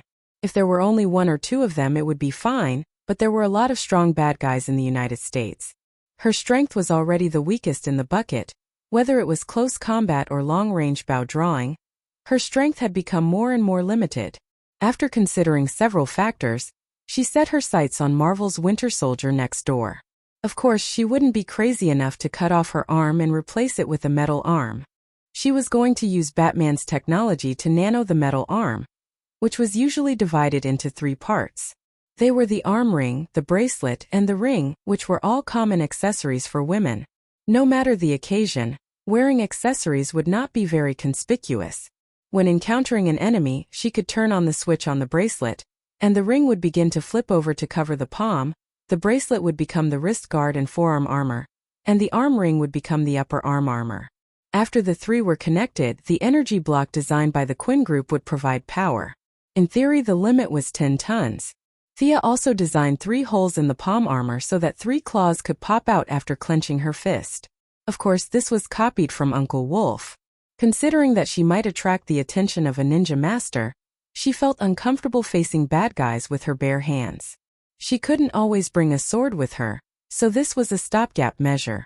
As for whether it was a one-handed mechanical arm or a two-handed one, in the end, she decided to use one hand, and like Winter Soldier, it would be the left arm. Of course, she was not a brainless fan. She considered shooting arrows and guns with her right hand. No matter how clever the mechanical arm was, it would not be as flexible as her fingers. She only needed a lot of strength, and her left arm was enough. Magic could not be seen in the light now, but technological weapons were fine. She did not want to waste Batman, a great master of mechanical manufacturing. She took the design and asked him for advice. Master Bruce could only express his admiration for her wonderful ideas. This mechanical arm had a lot of conflicts with his existing equipment. He would not use it, but he could still give some advice. The two worked together to improve the overall design. combining several technological achievements of the two companies. The new design made the metal arm lighter, and the output power per unit of time higher. Batman had some complaints about her design of hiding claws in the equipment and secretly attacking the enemy at the critical moment. Thea could only express her concerns, such as women wearing too little clothes in public and having no place to put their weapons. Master Bruce could not comment on her mentality of touching bad guys every day, so he could only agree with this design. Chapter 122. The group rested for 7 days. Considering the secret weapon that Talia mentioned, they had long wanted to charge in. However, they were worried that Thea, who was an important combat force, would need to recuperate, so they waited for a full week. As for whether they could go without her, they felt that it would be safer to bring her along. A few days wouldn't make a difference, so it was better to wait. During the journey, Thea even dragged them to the Wayne family's private beach to take pictures. She had no choice.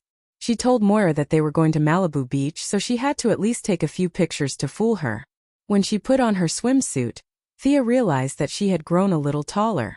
Originally, she had some scars on her body from training, but after the blood baptism, the old scars and bruises were all gone. Her skin was tighter and smoother than before. Westerners, especially women, had relatively large pores. From afar they looked fine, but up close their skin was not as smooth as Eastern women's. Thea's skin was now very smooth, and it was very soft to the touch, which made the other women exclaim in amazement.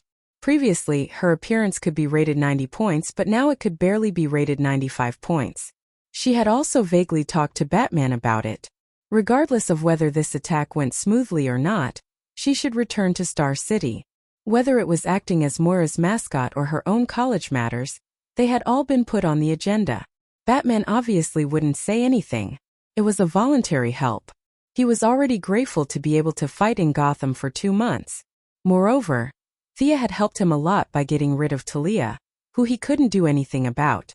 7 days later, the group charged into Arkham in the evening. Thea was initially surprised when she heard that they were going to attack at night. Batman still didn't dare to appear under the sun, but she had no reason to refuse. If he liked to go at night, then so be it. Batman and Thea had similar commanding methods. It wasn't convenient for him to show his face, so both of them controlled Director Gordon, who wasn't afraid of death. Since he didn't know what the enemy's secret weapon was, Batman brought all the equipment he could find. The police officers were also elites. Felicity had previously investigated and found that the original Arkham bandits had all died in the previous massacre. Despite the court's efforts to deal with them, the major underworld families did not give them any face. Ambushes and fights occurred from time to time. Considering that there were too many combat personnel in the room, the few of them discussed and only brought 50 veterans and 200 police officers to participate in the battle. Thea resisted the urge to complain about the number of participants. After all, she wasn't the one leading them. Although Master Bruce was proficient in Chinese and Cantonese, it was obvious that his folklore knowledge had not reached such a profound level. This time Thea didn't dare to be careless. She didn't care whether it was an indoor battle or not. She went out fully armed. The entry into Arkham was unusually smooth. The fire that Miss Firefly had set before they retreated was still there. A third of the asylum was burnt down, and with the recent gang fights, the exterior was not taken care of properly. However, no one was careless. Batman did not enter with the main group. No one knew where he was hiding, pretending to be mysterious. Thea and her old partner, Miss Firefly, acted as long-range attackers. Although the two had a cold reputation, they had worked together many times and had some chemistry. But the tacit understanding soon disappeared. Batman used some kind of device to detect Mr. Freeze's existence, and commanded Firefly to fight him in his earpiece. Not long after, the two Talon members also jumped out to cause trouble. Batman then sent Barbara and Robin to deal with their old rivals. From time to time, groups of 2 or 3 gangsters would shoot at them. The whole team could only leave a few people to deal with them. As they went deeper into Arkham, the number of people by Gordon's side decreased. There were gunshots and explosions all around them. Was this a war of attrition? Thea also felt that this tactic was shameless. Even if they won, they would suffer heavy casualties. However, under such circumstances, they could only grit their teeth and fight their way in. Ah! With an angry roar, A guy with a large can on his back charged out. He aimed a punch at Gordon's head. However, he did not manage to land the punch. A bat dart pierced his arm from the side. The dart had a barb design similar to Thea's. Once it was pierced, it would not loosen. The end of the dart was connected to a thin string. The other side of the string was tied to a pillar not far away. If he continued to charge forward, whether he could hit the old director or not, his arm would be broken. Bane! Batman stood on top. His deep voice was transmitted into their ears through a voice changer. Thea pouted when she saw this. You were at the back of the team, right? Don't think I didn't sense your presence. If you saw the enemy, you would have jumped onto the platform. Can't you guys fight properly? Isn't it tiring for you to run so high? Why did you have to act so mysterious? You must have used a Talon gun to get up there, right? Why did you jump down after receiving everyone's admiring gazes? Actually, Green Arrow also had this bad habit. Why couldn't she speak properly? Why did she have to go to the window frames, the roof, and other places that normal people would not go to? Why did she have to act like a master? As expected of the ninja master's son-in-law. Even though their appearances were different, they were still very similar when it came to acting. Leave him to me. You guys continue. There's still space under Arkham. Batman ordered through the headset and began to fight with Bane. Bane could tell that Batman did not use venom to stimulate his potential. Most likely, he was still traumatized by Thea. This time, he was purely using his martial arts skills to fight with Batman. Thea looked at him. He was indeed quite strong. If she fought him alone, she would not be able to take him down. However, if she used the magical version of left and right intercombat, he would not be able to last more than a minute if two Thea attacked him together. Seeing how serious Batman was, Thea did not plan to gang up on him. Only by defeating Bane would he be able to become the invincible Batman again. This was a knot in his heart. He and Catwoman protected Gordon as they led the remaining people into the depths of Arkham. Catwoman quickly found the elevator that led underground. Catwoman, who was a master of unlocking, opened the elevator door in a few seconds. They did not encounter any enemies underground, nor did they find the secret weapon that Talia mentioned. Instead, they found a large number of Gotham citizens. There were too many of them. There were at least 1,000 of them. All of them looked dispirited and many of them had fainted. Gordon and Thea's team of less than 50 people could not transport them. The elevator could only transport a dozen people at a time. The fight above was like a battlefield. These people would be courting death if they went out. However, many of them were already in serious condition. There were people fainting on the ground every minute. Gordon, who lacked the quick thinking, automatically looked at Thea. His meaning was, Batman is busy outside. Please come up with an idea. Thea pondered for a while. Felicity, how many meters are we underground? Use the 3D model to see if there are other tunnels nearby. It was impossible to transport 1,000 people in one elevator. If they really transported them, half a year would pass. Chapter 123. There should be an underground passage, you guys, look for it. Old Master Batman spoke in the earpiece. His voice was intermittent, making people suspect that he was doing some kind of pleasurable exercise. Of course, Old Master still had his integrity. He was panting because Bane was not easy to deal with. Half of the police officers were sent to look for the exit, and the rest made some simple stretchers to take care of those who had difficulty moving. Thea and Catwoman sat on the side and rested, watching the old director run around. They found the exit quickly, but it was not a broad road, but an abandoned sewer. The sewer was very wide. It seemed that Gotham used to be a city with a lot of rain. The sewer was tall and sturdy, but the dirty ground did not look like there were any signs of human activity recently. Looking at the dark and abandoned sewer, they were a little troubled. It was too dark. What if there was an ambush? It's high enough here. I'll ride the skateboard and scout. Thea, as the one with the highest combat power, could only take on this difficult task that no one knew about. Catwoman was a little embarrassed, but she was not as agile as Thea. She reminded her to be careful, and the two girls hugged gently. I'll go in first, wait for my signal. Thea took some kindling and a torch, called out to them, and entered the sewer alone. After a while, when they could no longer see her, she activated her blood mark. Clone technique. A lifelike shadow floated out of her body, and in less than a second, The shadow was completely materialized. It was dressed exactly like her, and looked at Thea vividly. It was a strange feeling. The same body, the same thoughts, but different perspectives. It was like looking into a mirror. The clone's equipment could also be changed, but the effect was really speechless. It was just an empty shell. Thea tried the sword that the clone carried, but it was not as sharp as a nail clipper. She canceled all of them and passed the torch over. Thea's original body was still on the skateboard. She pointed into the distance and ordered, "Go scout." The doppelganger curled his lips in a very human-like manner, took the torch and moved forward. "That's a lot safer." Thea followed behind him slowly. She would never put herself in danger. If it wasn't for this secret technique, she would never do such a dangerous job. After walking for less than 10 minutes, Thea also sent a signal to the people behind her. Although the smell was bad, there was no danger. "Selena, you stay at the back. I'll take the lead." The old director thought highly of the meticulous Catwoman. Although he was almost 60 years old, he still had the spirit of taking the lead.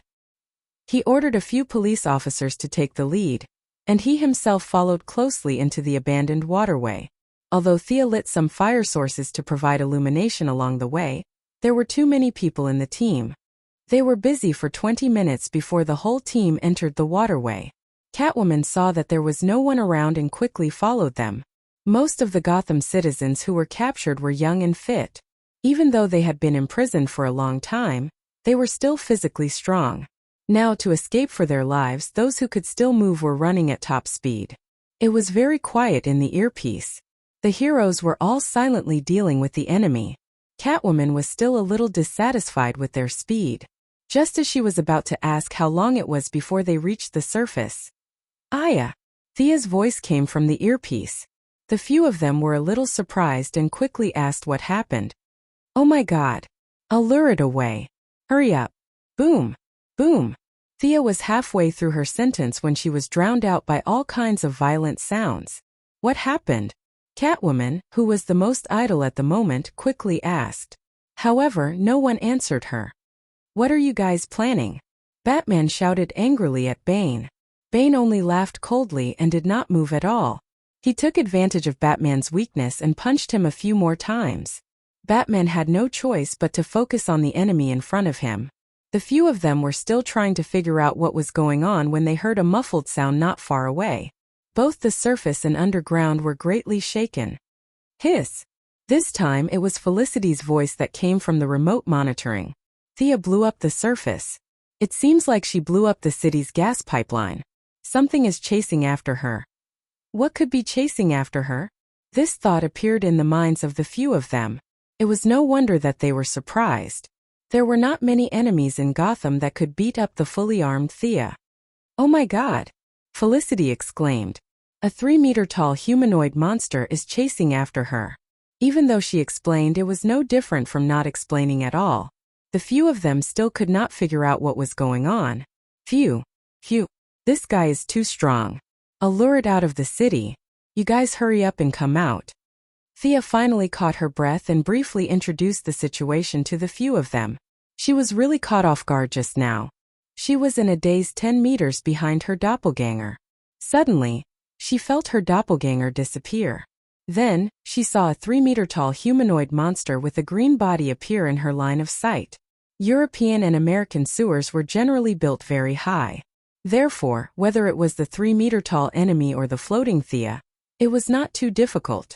However, Thea wished that the sewers were built shorter and narrower. The enemy's muscles were as hard as iron. Its skin was gray, and its white hair was draped over its shoulders. Its scarlet eyes were staring at Thea. "Solomon Grundy? Are you kidding me?" Facing this giant zombie that had been dead for more than 100 years, Thea was completely dumbfounded. This guy shouldn't have come out now, right? It was said that it was as strong as Superman. Would he be able to defeat him? Of course not. Thea understood. This should be the secret weapon that Talia mentioned. The Court of Owls must have used some method to activate the giant zombie in advance and ambush them in the sewers. Are they trying to catch all of us in one fell swoop? Fortunately, she sent her doppelganger to scout ahead. Looking at its big fists, even if she was protected by a Kevlar combat suit, she would be done for. Thea did not want to fight this guy underground. She communicated with the magic of the black mist dagger. A black mist that could even absorb light enveloped the giant zombie. Since she did not know the effect of the black mist, Thea created another doppelganger and passed by it.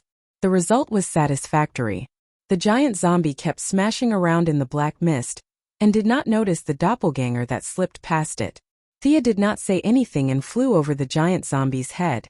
When she flew 30 meters away, she was also afraid that this guy would cause trouble for the large group behind her. Although she knew that it was invulnerable, she still wanted to use her speed advantage to pull it away so that the citizens would not be scared and pee their pants. Thea drew her bow and nocked an arrow. The target was too big. There was no need to aim. Thea shot at the center of the black mist. Chapter 124. The zombie seemed to have sensed the attack and rushed out of the black fog according to the direction of the arrow. Thea glanced at the zombie and saw that her arrow had fallen to the ground. Very good, very strong. It did not break through the zombie's defense at all. Without another word, she ran. However, she had underestimated the zombie's super strength. With its powerful strength, its speed was also unbelievably fast. It did not even slow down when it turned corners. With its huge body, it would probably catch up with Thea in a few seconds. Knowing that the environment here was limiting her ability, Thea controlled her doppelganger to run in the opposite direction to buy herself some time. As expected, the zombie was confused by this action. Its slow brain did not know which direction to go. Thea could not race with it in the tunnel. She had to return to the ground and fly up quickly. She looked around and took out a flame arrow, aiming it at the gas pipeline. After thinking about it, she felt that it was not safe. She threw a cloud of black fog in the zombie's path and created a new doppelganger. She handed her a gun and pointed it at the gas pipeline. Thea's original body quickly ran away. What happened next was what Felicity saw. The entire Arkham area was shaken by a huge earthquake.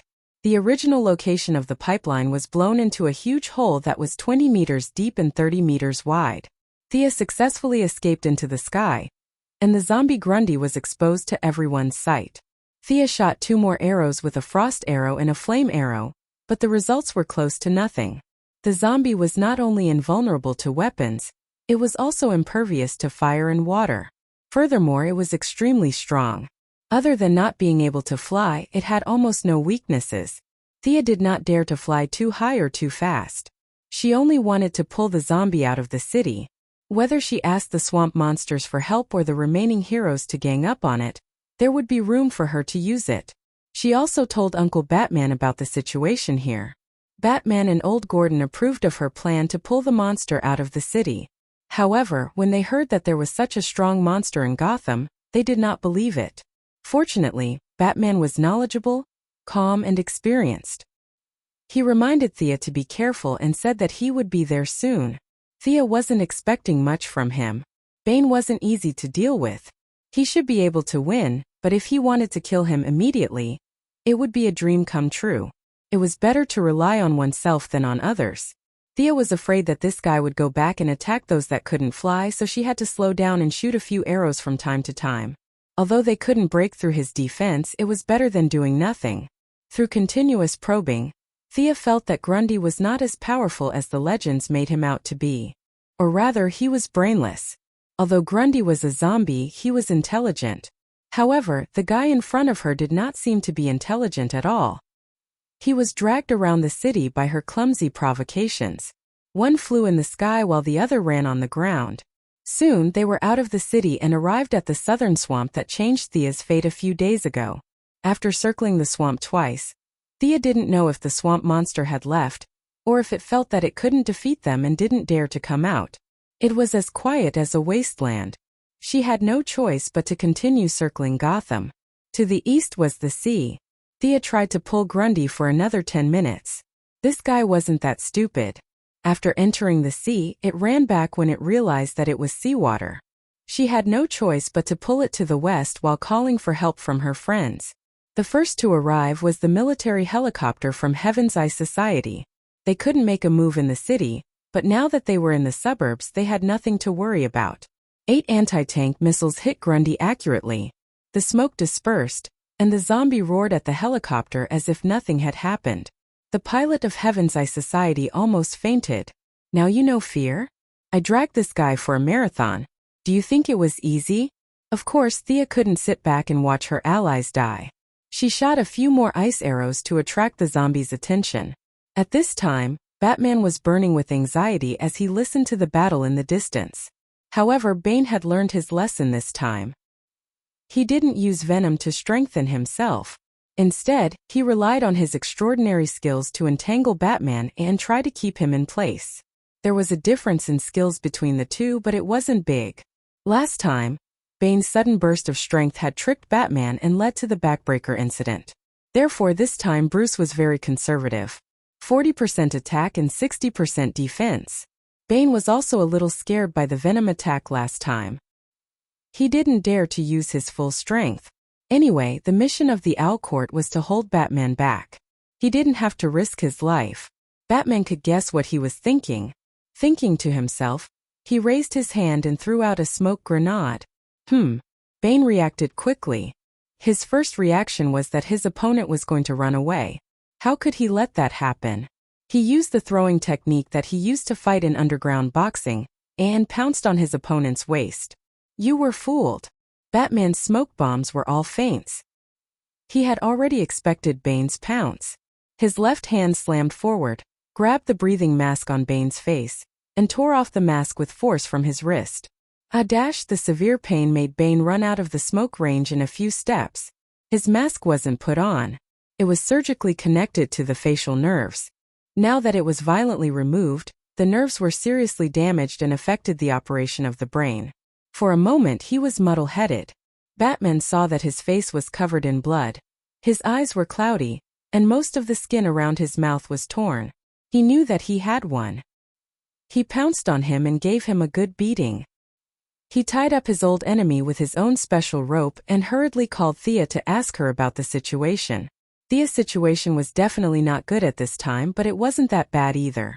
After all, the big zombie couldn't fly, and the power of the skateboard was almost endless. In response to Uncle Bat's question, she also said that they should think carefully before they come. This guy was invulnerable. If they wanted to take pictures as a souvenir, they should wait. At this time, her cooperation with the Heaven's Eye Society's military helicopter was not bad. Like a relay, they pulled the big zombie from the south to the west. Now they were moving towards the north. In the communication channel, she could only say that they could still hold on. They should think of something quickly. After asking for her location, Batman didn't look at his comrades. He quickly got on his Batfighter. His equipment had a GPS. He had already found it a few days ago when Bane was in seclusion. The supersonic Batfighter quickly rushed to the battlefield. He was shocked when he saw Solomon Grundy for the first time. This thing didn't look like a laboratory product. It looked more like a natural product. How could there be such a thing near his own Gotham? He believed what Thea and the others said about it being invulnerable. However, in order to test it himself and obtain more data, he still fired a dense rain of bullets with the autocannon. Chapter 125. The Batfighter could be considered as the most advanced aircraft on Earth. It was fast, powerful, and easy to operate. In the future Battle of Dawn Justice, even Doomsday would not be able to catch up with it at full speed. Now, facing Grundy, the Batfighter could completely crush it in terms of speed. Even with Thea's extraordinary dynamic vision, she could only see a series of shadows flashing past. After that, the Batfighter opened fire rapidly, and a large number of bullets rained down on the zombie's head, eyes, heart, and other vital points. Solomon Grundy was completely defenseless against the Batfighter that appeared out of nowhere, and was howling in pain. The intense fire lasted for half a minute, and bullet shells fell to the ground like raindrops. Metal bullets, fire bullets, armor-piercing bullets, and all kinds of bullets rained down on the zombie.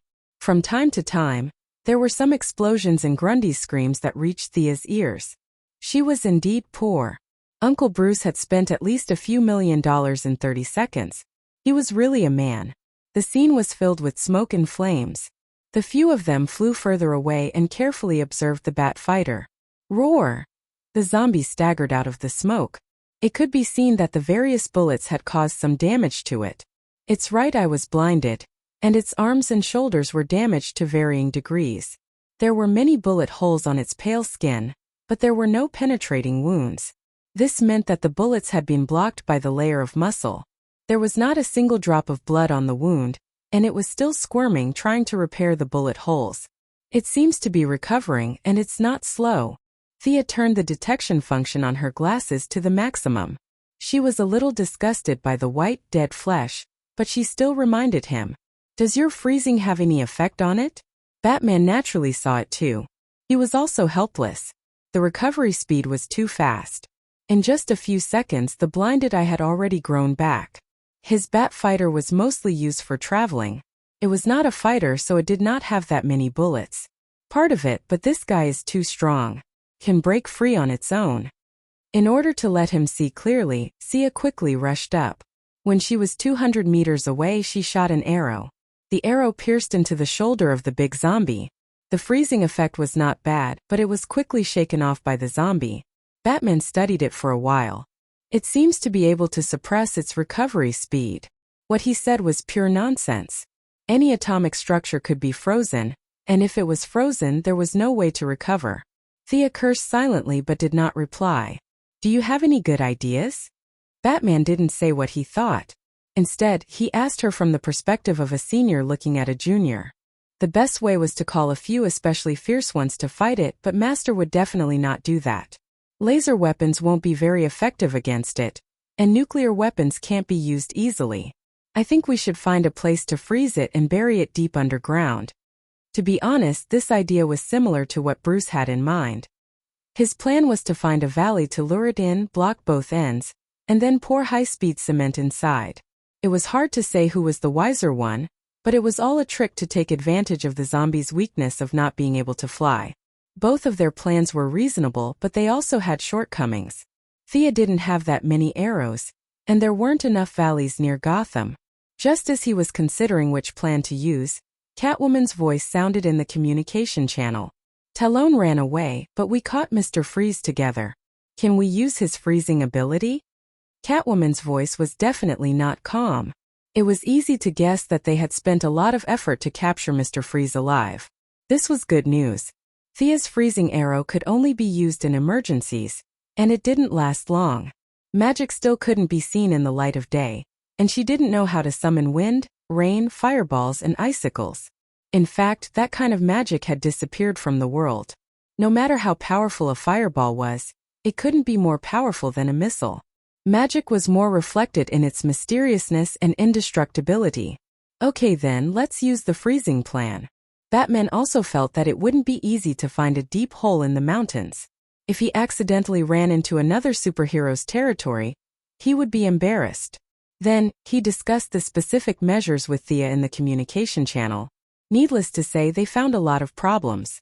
First of all, Freeze's gun didn't have such a long range. Even though Catgirl and the others took off his helmet and put a dagger on his neck to threaten him, he couldn't do anything about it. The gun only had a maximum range of 50 meters. It wasn't designed for combat. To be honest, the distance was very close. Grundy's super strength was too great a threat. A random car sign or something like that would be very lethal. 50 meters was a distance that even Thea didn't dare to get close to, let alone Mr. Freeze, whose reaction speed was ridiculously slow because of his freezing ability. This was just asking him to die. Batman definitely wouldn't be so inhumane. Mr. Freeze wouldn't be stupid enough to rush up and kill himself. How do we limit its ability to move? This question was in the minds of the two. In theory, using the principle of heat expansion and cold contraction, Thea's frost arrows, flame arrows, and occasionally high-strength armor-piercing arrows could cause considerable damage to the big zombie. The atomic structure of the fluctuating temperature was very fragile. No matter how strong the big zombie was, it was still a carbon-based creature. It hadn't become some kind of conceptual existence. By the same logic, Batman could also cause damage to the big zombie if he didn't care about the cost, but the two billionaires both chose to think of another way because this was a move to throw money into the water, and they wouldn't consider it until the last moment. "I've caught Dr. Hugo from the mental hospital. He said that this zombie was fished out of the river because of the rising river. Its consciousness hasn't awakened. It's just a virtual personality that they forcibly instilled in it to control the body." Director Gordon Timely shared the information he had collected. However, this information wasn't of much help to the current situation. Thea had long felt that Grundy wasn't as strong as the legends said. It looked silly. When she heard that the river was rising, she couldn't help but feel a chill run down her spine. Is this the hidden boss that I summoned by the rain? Thea listened to Director Gordon with an indifferent attitude. She had to admit that the Court of Owls had some tricks up their sleeves. They were also afraid that they couldn't control the big zombie. They combined the strengthening radiation technology with brainwashing to create a virtual personality to control the big zombie's body. However, this virtual personality was too weak. Or rather, Grundy's body was too strong. After controlling it for a short period of time, it caused a serious loss of control. They had no choice but to leave Arkham in a hurry, leaving the big pot to the heroes who followed closely behind to deal with it. This was a classic case of kill without Barry. Chapter 126. In the end, they decided that the two of them who could fight in the air would cripple the zombie, and Mr. Freeze would go up and spray it. Uncle, what if we don't succeed? Do you have a backup plan? Thea still felt that the idea was not solid enough. After all, the more detailed the plan, the lower the chance of success. Even the slightest mistake could cause the entire plan to collapse.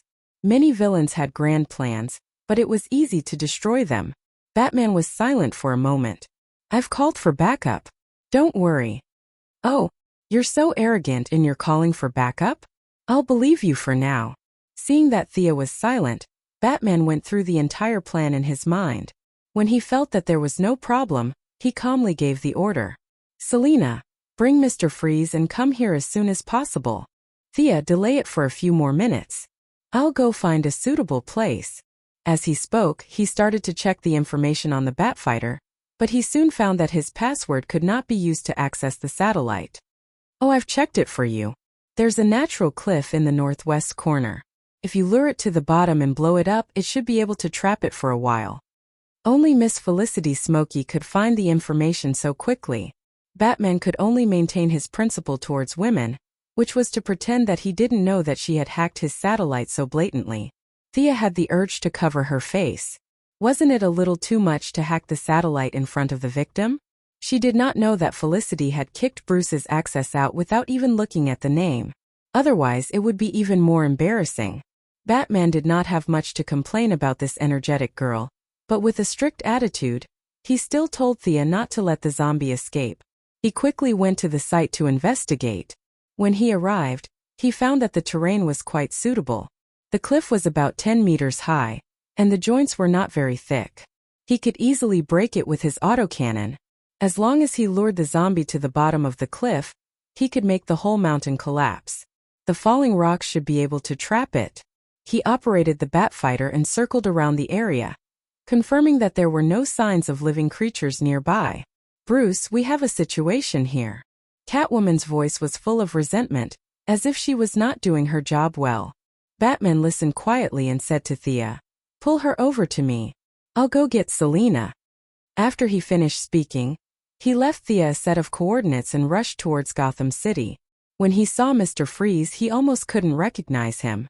Not only was he unkempt, there were also many slapping marks on his face. They were especially obvious on his pale face. A group of people stayed in the cold room. Only Catwoman was wearing a coat and holding a dagger to his neck. The rest of the people were also freezing. People who were frozen couldn't leave the cold environment. If he went out without a helmet, he would die. Catwoman didn't dare to let him wear a helmet. Both sides were troubled by the reality. However, this problem was too simple for Batman. He took out an unknown object from his belt and threw it into Mr. Freeze's mouth. Plastic bomb. Put on your helmet and follow me. At the same time, he handed a remote control to Catwoman. Keep an eye on him. Mr. Freeze touched his neck. He didn't dare to bet his life on the bomb. He reluctantly put on his helmet and boarded the Batfighter with the sci-fi-looking Freeze gun. When Catwoman boarded the plane, Barbara and Robin realized that there was no space on the plane. Batman also didn't want his apprentice to fight such a fierce zombie. Felicity was controlling the satellite anyway. He just needed to tell them to watch the live broadcast. They quickly rushed to the preparation site. Thea was still on the way. She had no choice. The zombie's speed was her weakness. She had to dodge the cars and trees it threw at her from time to time. Thea couldn't speed up at all. She could only fly slowly. Batman stopped the plane and went to the side of the cliff with the grappling gun. He set up a large circle of bombs and threw a remote control to Catwoman. He made eye contact and left the two at the scene. He flew to Thea alone. Mr. Freeze looked at the two remote controls in Catwoman's hands. His eyelids kept twitching. "Sister, you won't make a mistake later, right? Please don't make a mistake." At this time, Thea was still pulling the zombies aggro. The Sky's Eye Society's military helicopter had returned early because of the lack of fuel.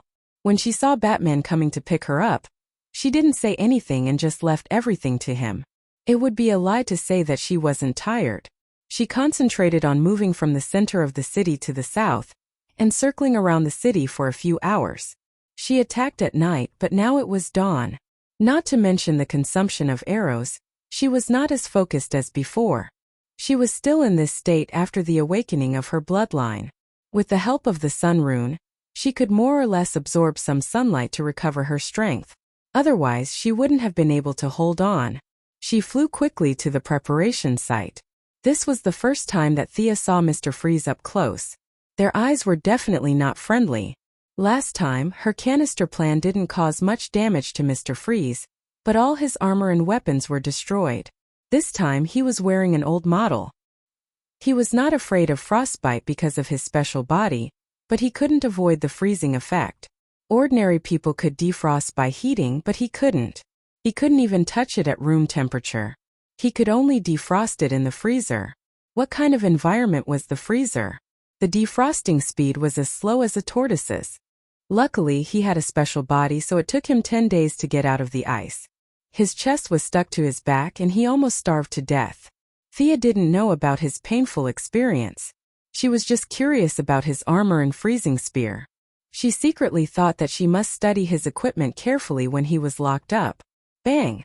The sound of air exploding from afar woke up the three people who were silent. "Is that a bird?" Catwoman, who was naturally sensitive to fish and birds, asked curiously. "That's an airplane." Mr. Freeze, the cryogenic scientist, despised Catwoman's ignorant and incompetent look. "That's Superman." Felicity, who was remotely controlling the Wayne family's satellite, immediately discovered the identity of the intruder. She screamed like a die-hard fan, her voice so loud that it made everyone's eardrums buzz. Thea was speechless. "That's enough. Can you not be so exaggerated?" The person who came was wearing blue tights with a big logo on his chest and an obvious red cape. It was obvious that he was Superman. His face was strong, and his expression was full of sunshine. He seemed to be the embodiment of positive energy. He stayed in the sky far away and didn't come down to greet them. Thea felt a lot more at ease now. Both of her legs were still there. Wouldn't that little zombie fall into the bowl with a handful of her hands? Thea's sharp spiritual power sensed a strong sense of peeping. She looked up at the sky reflexively. That sunny guy was looking at her with shining eyes. "Damn! I just said hello, and you're peeping at me. What is he looking at with his X-ray vision? This guy doesn't have any weird fetishes, right?" Thea subconsciously hugged her shoulders. Chapter 127. After thinking for a while, she understood that this guy was not using his superpower to look at girls. He must have noticed something strange about her and took a peek. Thea harumphed heavily. Her secret had been discovered, and there was no point in hiding anything when dealing with this group of cheaters. Her golden blood was so obvious that it would be difficult for her not to be discovered. Next time, her combat uniform had to be equipped with an X-ray protection function. There were too many people with X-ray vision these days. If she met a few perverted ones, she would be at a disadvantage. However, when she glanced at Superman in the sky, she saw that his face was full of uncertainty. In the end, he did not say anything. He just greeted Thea thoughtfully and did not say anything further. Could it be that this guy did not see it? Ancestor Merlin's bloodline was very powerful. It came with a shielding function. Thea did not know if her guess was right. She thought to herself that she should try to get some information out of Big Chow later. Thea's thoughts aside, in less than 5 minutes, the few of them saw a small black dot on the horizon gradually approaching. The bat fighter was afraid that the zombie could not catch up, so it did not dare to drive too fast. It could only fire a few shots and fly for a while before firing again. To be honest, this made Batman feel a little uncomfortable. His fighter could fire backwards, but it was really uncomfortable to shoot and stop like this. He also had to concentrate on avoiding the ground-to-air cars and electric poles thrown by the zombie. He could only admire Thea for being able to pull him along for a few hours. "You guys hide here well. I'll go take a look." No matter how agile the Bat fighter was, it was not as agile as a skateboard. It was true that a small boat was easier to turn around. Thea could see Batman's dilemma. Seeing that Superman had no intention of going up, she could only go and help. However, when she was less than half the distance, an accident happened. Batman did not know if he was too relaxed or the angle of the fighter was too small. A boulder weighing more than 100 pounds was thrown out by Grundy like a sandbag. With a crack, it broke the left wing of the Bat fighter in half. Looking at the Bat fighter spinning and crashing into the ground, Thea hurriedly raised her speed, found a good landing spot, and shot 4 entanglement arrows into the ground. As it turned out, the anti-jump-off spider webs that Dr. Hoffman had designed to save people who had committed suicide were very useful. Under Superman's surprised gaze, the Bat fighter was caught by 4 layers of dense spider webs. Thea hurriedly flew over and rescued Uncle Bruce, who had treated her quite well. At this time, Batman was wearing a black helmet, black armor, and black cloak. Even the skin on his face was black. He was purely embarrassed and angry. He had lost so much face in front of his old rival. In his heart, he secretly cursed himself to increase the Bat's sensitivity by 300% next time. Due to the failure of his mech, the original plan of digging deep into the ground and burying them had to come to a temporary halt. At least these few people could not carry out the plan. Fortunately, the reinforcements who wanted to laugh at their old rivals finally decided to step in. Superman did not act rashly. Instead, he used a long-range attack to test his opponent's strength. 2 orange-red lasers shot out from his eyes and directly hit the big zombie. The big zombie, who had been attacked by the lasers, took 2 steps back. It let out a deafening roar at Superman. Ignoring the lasers on its chest, it picked up a huge rock on the ground and threw it out. Superman, who could move faster than the speed of sound, would definitely not be hit. He nimbly turned around in the air and dodged the rock. He focused on the outcome of his battle. The development of the situation was somewhat beyond his expectations. The heat rays that had always been effective did not cause much damage. At the same time, the enemy's strong self-healing ability also shocked him. Was this guy really an Earthling? This self-healing speed was almost on par with us aliens. Superman believed in the principle of not fighting blindly if he could kill, so he did not waste any time. He pulled his left hand back to his waist and raised his right fist high. Then he rushed towards Grundy. The distance between the two of them instantly shortened as he flew at supersonic speed. Although Grundy had been brainwashed and could only move by instinct, his body's natural reaction was still there. Facing this punch, he did not retreat. Instead, he roared and raised his huge fist to meet it. Boom! There was a loud explosion at the place where the two of them collided. The huge force squeezed the air in all directions. The trees and rocks that were closer to the two of them were instantly smashed into powder by the powerful shockwave. Catwoman and Batman were experienced and had already found a place to hide. Thea also quickly increased her altitude to avoid the powerful shockwave. This kind of strength was too unreasonable. No wonder Batman did not like Superman. You have such great strength. You make us who have worked so hard to train in martial arts feel ashamed. No matter how good we train, it's useless. Thea thought that she was broad-minded, but this was the first time she had seen such an inhumane battle. She was so King jealous. This showed the importance of reincarnation. Fortunately, Superman was not omnipotent. His body was too strong, and his talent points were all added to his strength, speed, and vitality. His magic resistance was frighteningly low. As long as he had a little bit of success in his magic, he could use mind control to make this guy in the red cloak kneel down and surrender. With that in mind, she felt much better. In terms of life form, at least she was much stronger than her master, who was still racking his brains. Thea also relaxed and focused on this rare battle that Gotham would witness once in 100 years. Superman had already determined that the enemy's strength was about the same as his through his continuous probing. However, his opponent did not have the ability to fly. This seemed to be something he could make use of. He started to use his mobility to fly around Grundy. Although the big zombie tried his best to fight back, the effect was minimal. Superman's fists still landed on his head like raindrops. The battlefield of the two became bigger and bigger. Trees and mountains were destroyed by the aftermath of their attacks. The originally flat ground was also trampled by the angry Grundy. Thea flew high and focused on the battle. Could not be helped. She did not know which idiot taught Superman how to fight. He especially liked to grab the enemy and throw them out like bowling pins. After that, he would poke at the side and pose with a cold face. As one of the grandmasters of combat, Thea did not understand. Was there a need to do this? The damage from the fall was not as good as a punch. Throwing the enemy out was just giving up the early advantage. Grundy might have thought that it was fun after being thrown around a few times, so he started to play the throwing game with Superman.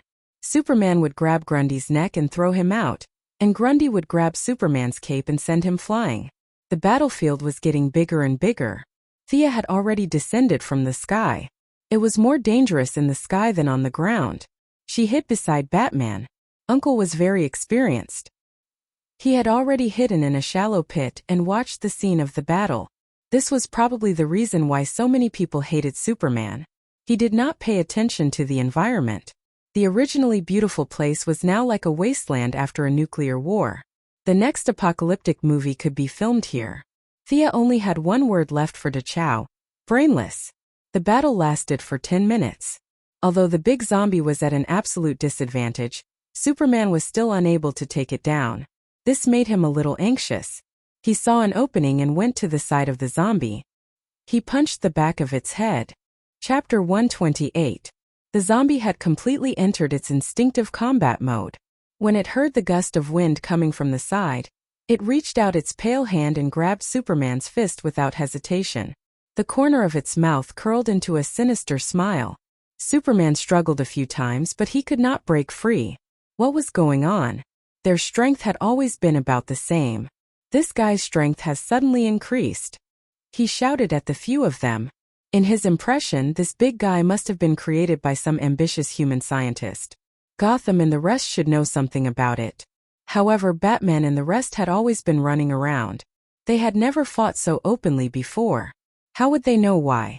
Fortunately, Thea vaguely remembered that the zombie had something that looked like withered ash. She carefully observed Grundy's surroundings. There was indeed a faint gray fog surrounding him. Ask Superman to stop hitting the enemy's head. Didn't Director Gordon say that the court created a new personality for it to control it? Look at the fog surrounding its body. I suspect that its strength has increased. This means that the old personality is about to awaken. Thea summarized her analysis to Batman. Fog? Why don't I see it? Old Master looked around for a long time but did not see any fog. This is bad. Am I the only one who can see it? At that moment, two little people appeared in her mind. The black Thea grabbed the white Thea and slapped her. Slap, slap, slap. Who told you to talk too much? Who told you to talk too much? Thea wiped the non-existent sweat from her forehead and did not say anything. Batman looked at her with confusion. Then let's use our method to imprison it. After that, he picked up a device and whispered a few words. Superman was stunned for a moment. He then changed the angle of his attack and started hitting Grundy's legs. Oh, you two even have a special communication channel. Thea thought to herself. Their friendship was really strange. They were fighting against each other and cooperating at the same time. Batman whispered a few more words. Then he turned to Thea and said, "Bring Selina and the rest up there and freeze it." Okay. Thea did not say anything else. She pulled Catwoman and Mr. Freeze and flew towards the demolition site.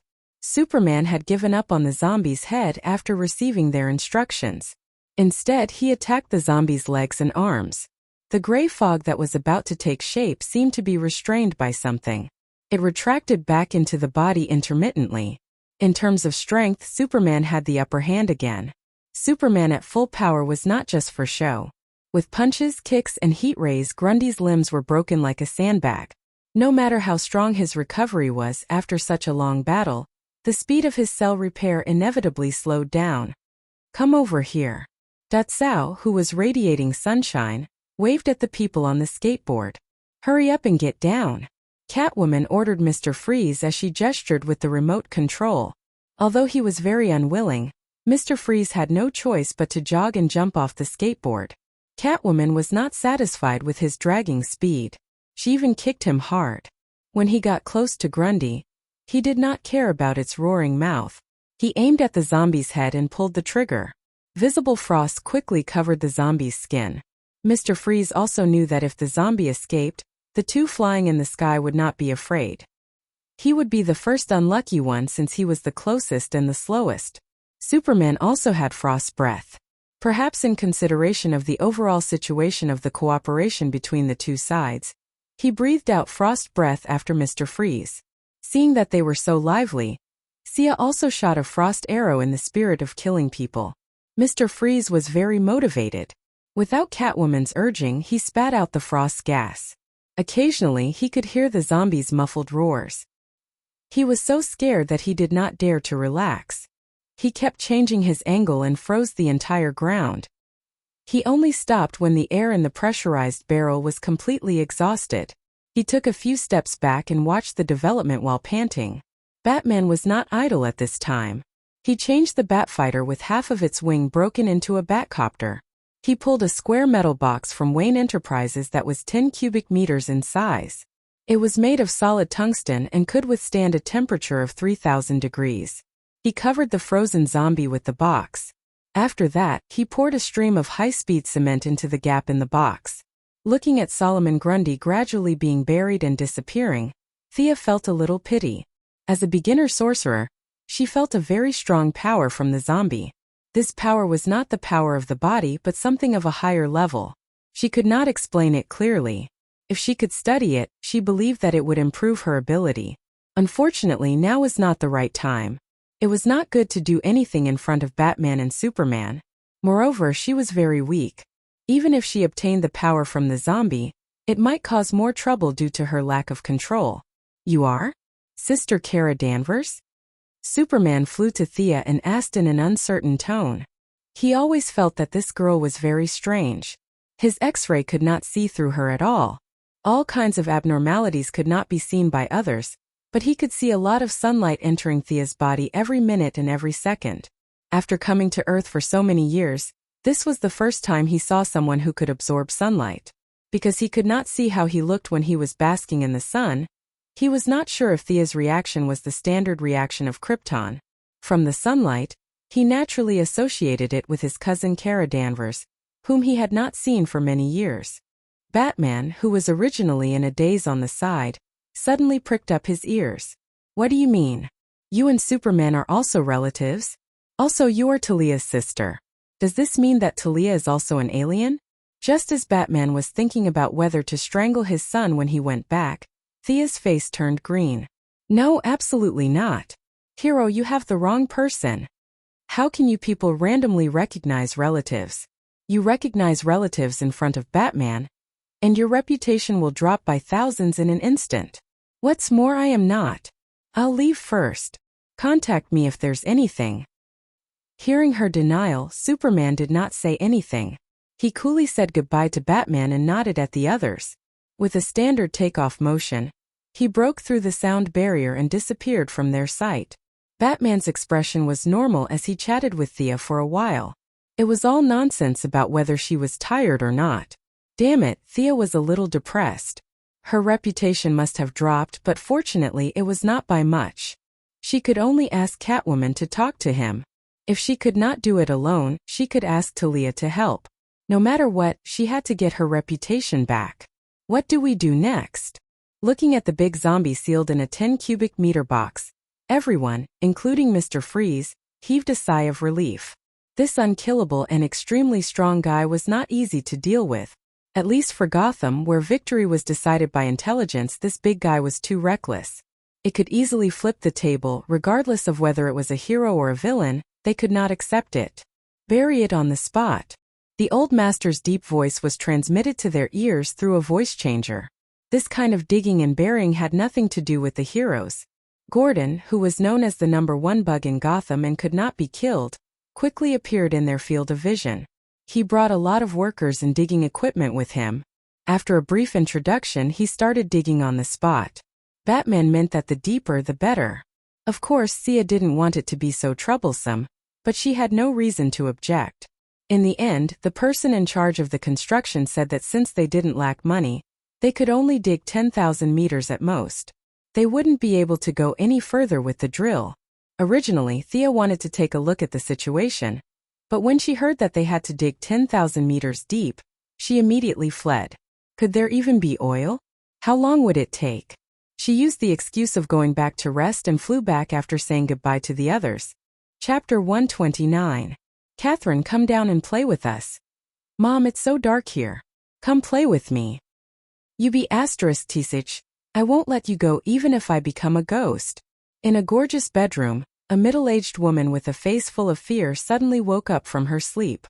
No, don't come here. As the ticking sound of the clock echoed in the quiet room, she finally realized where she was. She looked at herself in the mirror, her face was ashen, and a trace of fear appeared between her brows from time to time. She rubbed her forehead. It's the third day and I've had nightmares. I can't live in this *TY place anymore. She angrily pressed the call button on the bedside table. Her loyal subordinates would escort her to another safe place. However, after waiting for a full 3 minutes, it was still quiet outside the door. She could only hear her own heavy breathing. She knew she was in trouble. She took out a pistol from the bedside table and looked around vigilantly. Hi, Mom, good evening. She suddenly heard a greeting. Without thinking, she shot at the window where the voice came from. The person was shot and fell to the ground, which made her sigh in relief. However, before she could calm down and think, she saw the same person appear at the window and greet her with the same tone. Hi, Mom, good evening.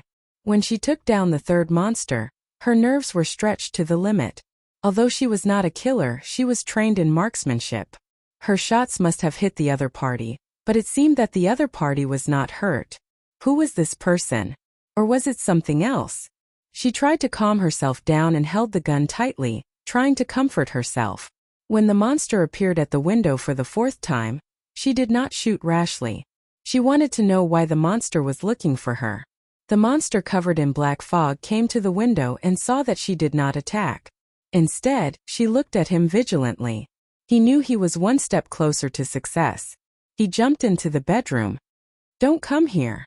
The middle-aged woman named Catherine pointed her gun at the black mist figure with trembling hands. No matter how hard she tried to cheer herself up, she was still scared out of her wits when she saw such an abnormal phenomenon. How could a normal person be shrouded in black mist? It was hard to say if this guy was even human. However, she was soon surrounded by an even greater fear. She did not have the heart to think about the black fog. The man in the black fog stretched out his smoky arm and snapped his fingers. Give me the gun. Catherine felt that there was something wrong with the other party's IQ. Why would I give you the gun for no reason? However, even though his consciousness was very clear, his body couldn't help but walk to the black mist figure's side. His limbs were stiff as he handed the gun over. This abnormal scene almost scared her heart out of her chest. She felt as if a taut string in her head had snapped in an instant. Her rationality and logical thinking had all disappeared. She was finished. She had done too much evil, and it was finally the day when she could be free. 30% fear, 30% unwillingness, and a little disbelief. He trembled as he stood in front of the strange man in the black fog. The black fog monster that appeared here was naturally Gotham's good friend Thea.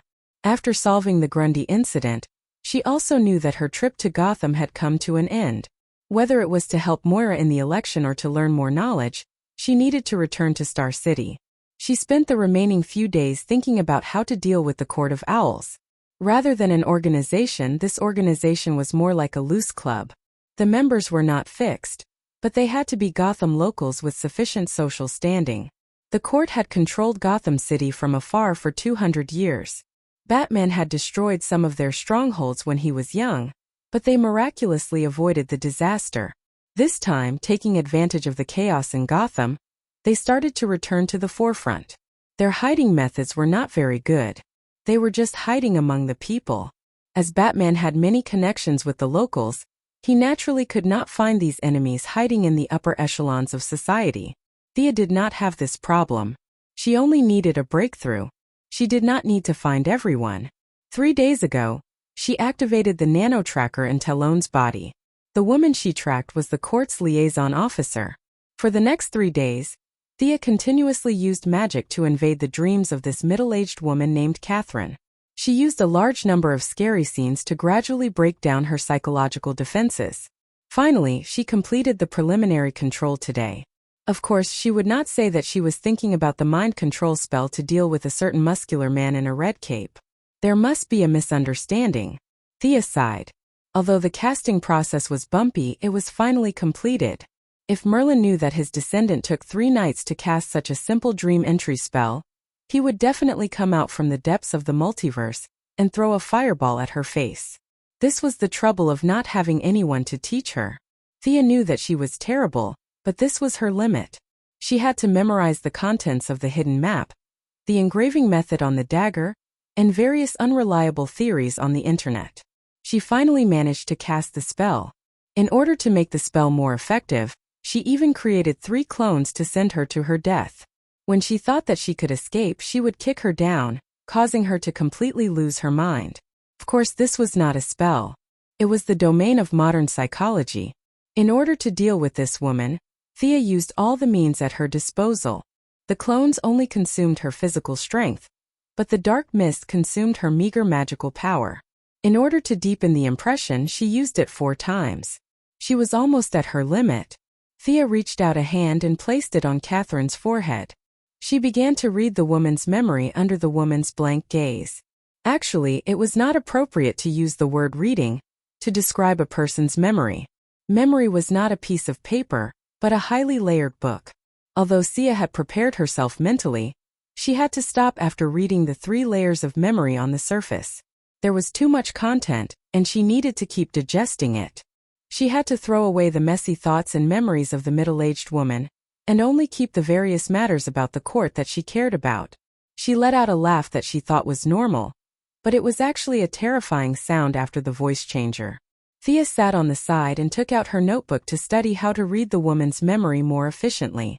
The liaison officer of the Court of Owls, Catherine Monroe, stood motionless in the same place. It was not that she was too scared to move, but that she had lost control of her body. After Thea violently read her memory, her brain was more or less damaged. At this time, she was muddle-headed and could not differentiate between a dream and reality. Thea summed up the gains and losses and improved the reading method. Instead of the original reading method, she changed it from the original reading method to a point-based reading method. She did not want to waste any rubbish memories and increased the speed to avoid arousing suspicion if she left the camp for too long. This time there was an accident at the beginning of the reading. Catherine's brain was filled with a lot of thoughts like, am I dreaming? When will I wake up?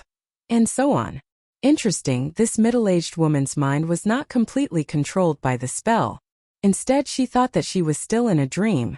She buried the previous few conversations deep in her heart. This was a typical ostrich's mind. She originally planned to gather the people in the court to do 1 vote and then withdraw, but now it seemed that she could do more. Thea continued to probe deeper. This time she did not linger on the memories, but plunged into the deepest part of the memory. Soon she found a lot of consciousness at the bottom of the memory. These were the woman's most terrifying memories, which were buried deep in her heart after being washed away by time or through psychological treatment. Thea found the memory that she used to scare her. The whole memory in her mind was dark and had a slight trace of magic. This massive memory was trying its best to devour the terrifying memories around it. When it completely wiped out the surrounding memories, the middle-aged woman named Catherine would be frightened to death. Her breathing would be disordered and her heart would stop. Of course, Thea could not let her die. This woman's will was not strong, and she was in a high position. This was a weapon that she could use to control the court. Yes, she originally only wanted to sell the hammer, but now that she saw another possibility, she immediately changed her plan. She wanted to control the Court of Owls. Whether it was for the family's wealth or to set up Gotham, these so-called upper-class people were too useful to her. Furthermore, with their help, she might be able to find a way to further her magic training. Thea began to consciously modify the nightmare that she created. Because it was more or less tainted with her own magic, the memory did not reject her. Following the steady output of her magic, the old gray memory was replaced by a memory with magic. This new memory was modified by her into a very old-fashioned obedience contract. This middle-aged woman named Catherine Monroe would acknowledge Thea's orders from the bottom of her heart. Her daily conversations and actions would not be affected at all. In addition, the memory of magic had completely taken over the area of her terrifying memories. She would no longer have any feelings of fear. Perhaps this was a blessing in disguise. In the final stage, Thea left a small cluster of her mental strength in the deepest part of her heart. If Catherine was forcefully brainwashed, this cluster of mental strength would detonate her consciousness and turn her into an idiot. There were too many people with superpowers in this world. She had to be careful. Huff huff. Thea withdrew from Catherine's consciousness. She had used up a lot of her mental strength. If it was not for the fact that her mental strength was far superior to that of an ordinary person, she would not have been able to withstand such a large consumption. After dispersing the black fog, she wanted to see the effect. She snapped her fingers. The woman named Catherine instantly regained control of her body. When she saw Thea's true face, the shock on her face slowly turned into excitement, and finally into ecstasy. "Thea, when did you come? Let me get you something to eat. Do you have something for me to do? Tell me." Chapter 130. Catherine's enthusiasm was too much for Thea to handle. After experimenting with a few small commands, the results were pretty good. Thea didn't have the bad taste of making a master-servant contract. It wasn't nice to be called master by an old woman kneeling on the ground and calling her master. If it was a 16-year-old girl, she might have considered it. She chose the friendly contract, which had a lower psychological resistance. Modern people had a high resistance to master-servant contracts, especially in a place like America where freedom was everywhere. If she forced herself to accept it, the psychological trauma would be projected into her daily life, and she would be exposed. This wouldn't be beneficial to her future plans. The friendly contract would preserve all her thinking abilities. Other than ordering her to die, all other orders would be carried out. Even if it was a special person who was good at hypnosis, they wouldn't be able to discover the problem without a large-scale memory search. Over the next 2 days, Sia repeated the same trick and brainwashed another important figure in the Owl Court. It was the current patriarch of the Falcone family, the head of the city's criminal family, Luigi Falcone. His brother, Mario Falcone, died at the hands of Gordon Sr. many years ago. Before he took over the family's affairs, he was secretly delighted. Every day, he would clamor for Gordon Sr. to pay with blood. He had repeated these words over and over for 20 years, to the point that even he himself believed it. Catherine used the excuse of discussing future matters to bring Luigi to her residence. Thea couldn't be bothered to enter the dream and slowly corrupt him. She directly hit the back of his neck and knocked him out. She took her time to do it. Thea's preparation didn't go to waste. Luigi, who had been in the underworld for many years, had a stronger psychological resistance than Catherine. However, after 2 days of hard work, she finally took in the representative of the black family in the court. Looking at the bald old man with age spots all over his face lowering his head in front of her, Sia felt a sense of accomplishment. Catherine Monroe represented the old nobility of Gotham, and was the founder of the city. She could determine the direction of the court to a certain extent. Luigi Falcone was the godfather of the underworld in the city. He had great influence over the other major crime families. The two of them represented the radical and conservative factions in the court. Thea did not intend for them to work together. She wanted to maintain the status quo. As long as they could continue to transfuse blood to her, they would have accomplished their mission. Both of them reported directly to Thea. Even if one of them betrayed her, the other had the ability to hold them back and wait for further orders. "From now on, I need you to transfer 3% of the court's operating funds to my secret account every month." She looked at her two subordinates who didn't like each other and continued. "Also, instruct the families in the court to collect all books related to the mystical realm.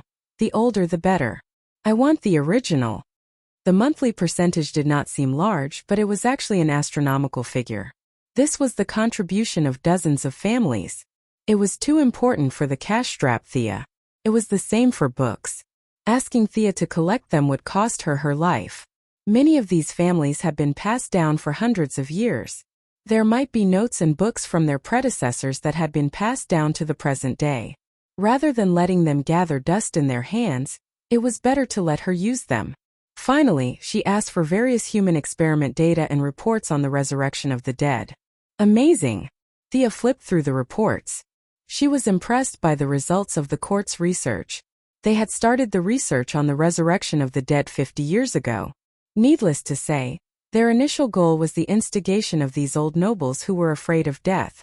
But it was only 20 years ago that they began to show results. They used a few animal cells with strong self-healing abilities to create a brand new substance. Then, they used the principle of nuclear radiation to implant it into the DNA sequence of the dead. Then they used electric shock, fire, and freezing to activate the self-healing ability of the cells and resurrected the dead. But this seemingly good experiment result was not optimistic in actual clinical practice. Several court leaders who had reached the end of their lifespans had accepted this experiment, but without exception, they all failed. Through constant comparison, the conclusion was that natural deaths were ineffective, and only unnatural deaths had a certain effect. 10% success rate? Thea looked at the final conclusion and laughed a little. How much money had been spent in the past 50 years? A sea of resources had been thrown into the water in exchange for a 10% success rate? Throwing this unreliable document aside, Thea picked up a small bottle and looked at 3 drops of almost transparent grayish-white liquid. The blood of Solomon Grundy's heart. These drops of blood were a pleasant surprise for Thea. She did not expect that the court was also thinking about the big zombie. They found the big zombie that floated out of the water. On the one hand, they simulated control, and on the other hand, they spent 15 days without rest to extract these 3 drops of almost transparent blood from the big zombie's heart. For ordinary people, this blood was very strange and beyond common sense. But for Thea, who walked the path of the supernatural, it could only be described as shocking. The power in these drops of blood was too strong. Just by sensing it a little, Thea almost got hurt. Gray, decayed, and had a strong corrosive power. This was definitely not the power of justice. Thea was a little relieved that she could not absorb this thing.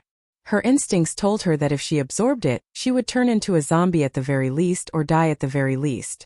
This was not a power that a living person should have. But not absorbing it did not mean that she had to return it to the court. This thing was still useful to her. Living people could not use it, but dead objects could still be used. Thea looked at the sword of Azrael in her hand. This sharp sword was brought into the trial, which meant that it was extraordinary. With the analysis of the dagger, Thea had determined that this sword was originally forged as a magical weapon, but for some reason this crucial step was not completed. The runes were not carved, and the magic circuit was not written. Originally, this sword could only be a half-finished product, but now it seemed that she could complete the last step with Grundy's blood. But this required a lot of time and knowledge. Thea's time in Gotham was getting shorter and shorter, so the matter of magical weapons could only be left for the future. She ordered her subordinates to hide as much as possible. If Batman wanted to run for the position of chief of the Gotham police station, she would fully support him and drag him to all kinds of fundraising dinners in the upper class. The court's main task was to take over the black areas in the city, whether it was the territory of the Penguins or the Scarecrows. Of course, the court could not appoint the person in charge. The court still maintained its usual style of remote control, neither too close nor too far away. At the same time, Thea thought about it and did not stop them from persisting with the resurrection experiment. After so many years of research, there was finally some progress so they could continue with their research. Chapter 131. After successfully dealing with Arkham and rescuing a large number of citizens, Batman's recent days were generally quite pleasant. Catwoman's jealousy was broken by Old Master Bruce's persistent pestering, and the two of them returned to their former intimacy. As Gotham's security improved, the training of the two disciples was gradually scheduled. Once Batman became serious, Barbara would find it difficult to handle. She had to go to school during the day and form a team to fight criminals at night. The rest of her time was spent on training, and she didn't even have time to do the things she loved with Robin. However, every time she wanted to give up, she would see Thea's smile at the right time. Her unyielding personality made her grit her teeth and persevere. Thea would train with them in her spare time while building the mechanical arm. With her own fighting ability, she could even hold on for a long time against Batman. Fighting Barbara and Robin was even easier. Even if the two of them came at her together, she would be able to take them down with some effort. Batman had been thinking about Thea's suggestion to make him a bureau chief. He had repeatedly considered it and sought the opinions of a few parties. Among them, his old butler, Fu, had a decisive effect on his decision. According to Fu's opinion, being a bureau chief sounded much better than being a playboy. Whether it was considering the Wayne family's reputation or his own safety, it was a good idea. He had watched Bruce grow up, and he didn't want him to fight criminals day and night. Especially after the broken back incident, the 80-year-old butler was scared out of his wits. Even though he had never met Thea, he had a good impression of Thea, and would often persuade Bruce to become a bureau chief. The old butler was like half a father to Batman, and his reputation was constantly at the level of worship. Listening to his repeated persuasion, he couldn't help but be moved. Old Commissioner Gordon also supported this idea. He was nearing his 60s and the Gotham Police Department situation was not good, but it was not too bad either. If Bruce could take over his position, he would be able to rest in peace even if he died immediately.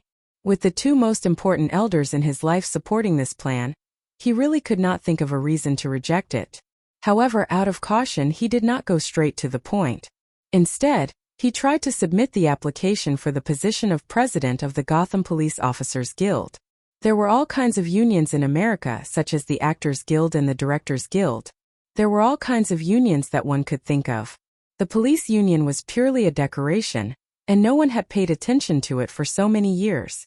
Master Bruce had originally planned to test the waters and wait for a few days to see the reactions of various sectors. However, the next day, the overwhelming reports from various media outlets scared him to death. As the head of the police department, Chief Gordon secretly opened the back door and released some information among the police. Then, Thea remotely controlled the members of the Owl Court and used her connections to help him. Prodigal son joins Gotham Police Force. This was the front page of the Gotham Times. Tomorrow's star prepares to join the police force. Looks like a clear stream in the police force. The Gotham Evening News also did a full-page report. The Gotham Morning News even did a special segment. At 6 in the morning they stopped Lucius Fox, who was about to go to work. The black man did not know what was going on. He was confused by all the questions and could only choose to praise Bruce. In an instant, Bruce Wayne's image changed from a playboy to Gotham's savior.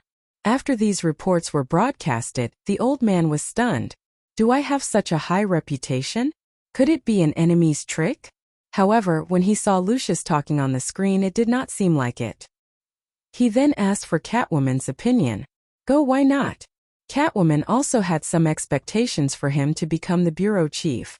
Those damn cops had caught her for 20 years. Now that she had become the bureau chief's wife, wouldn't they be pissed to death?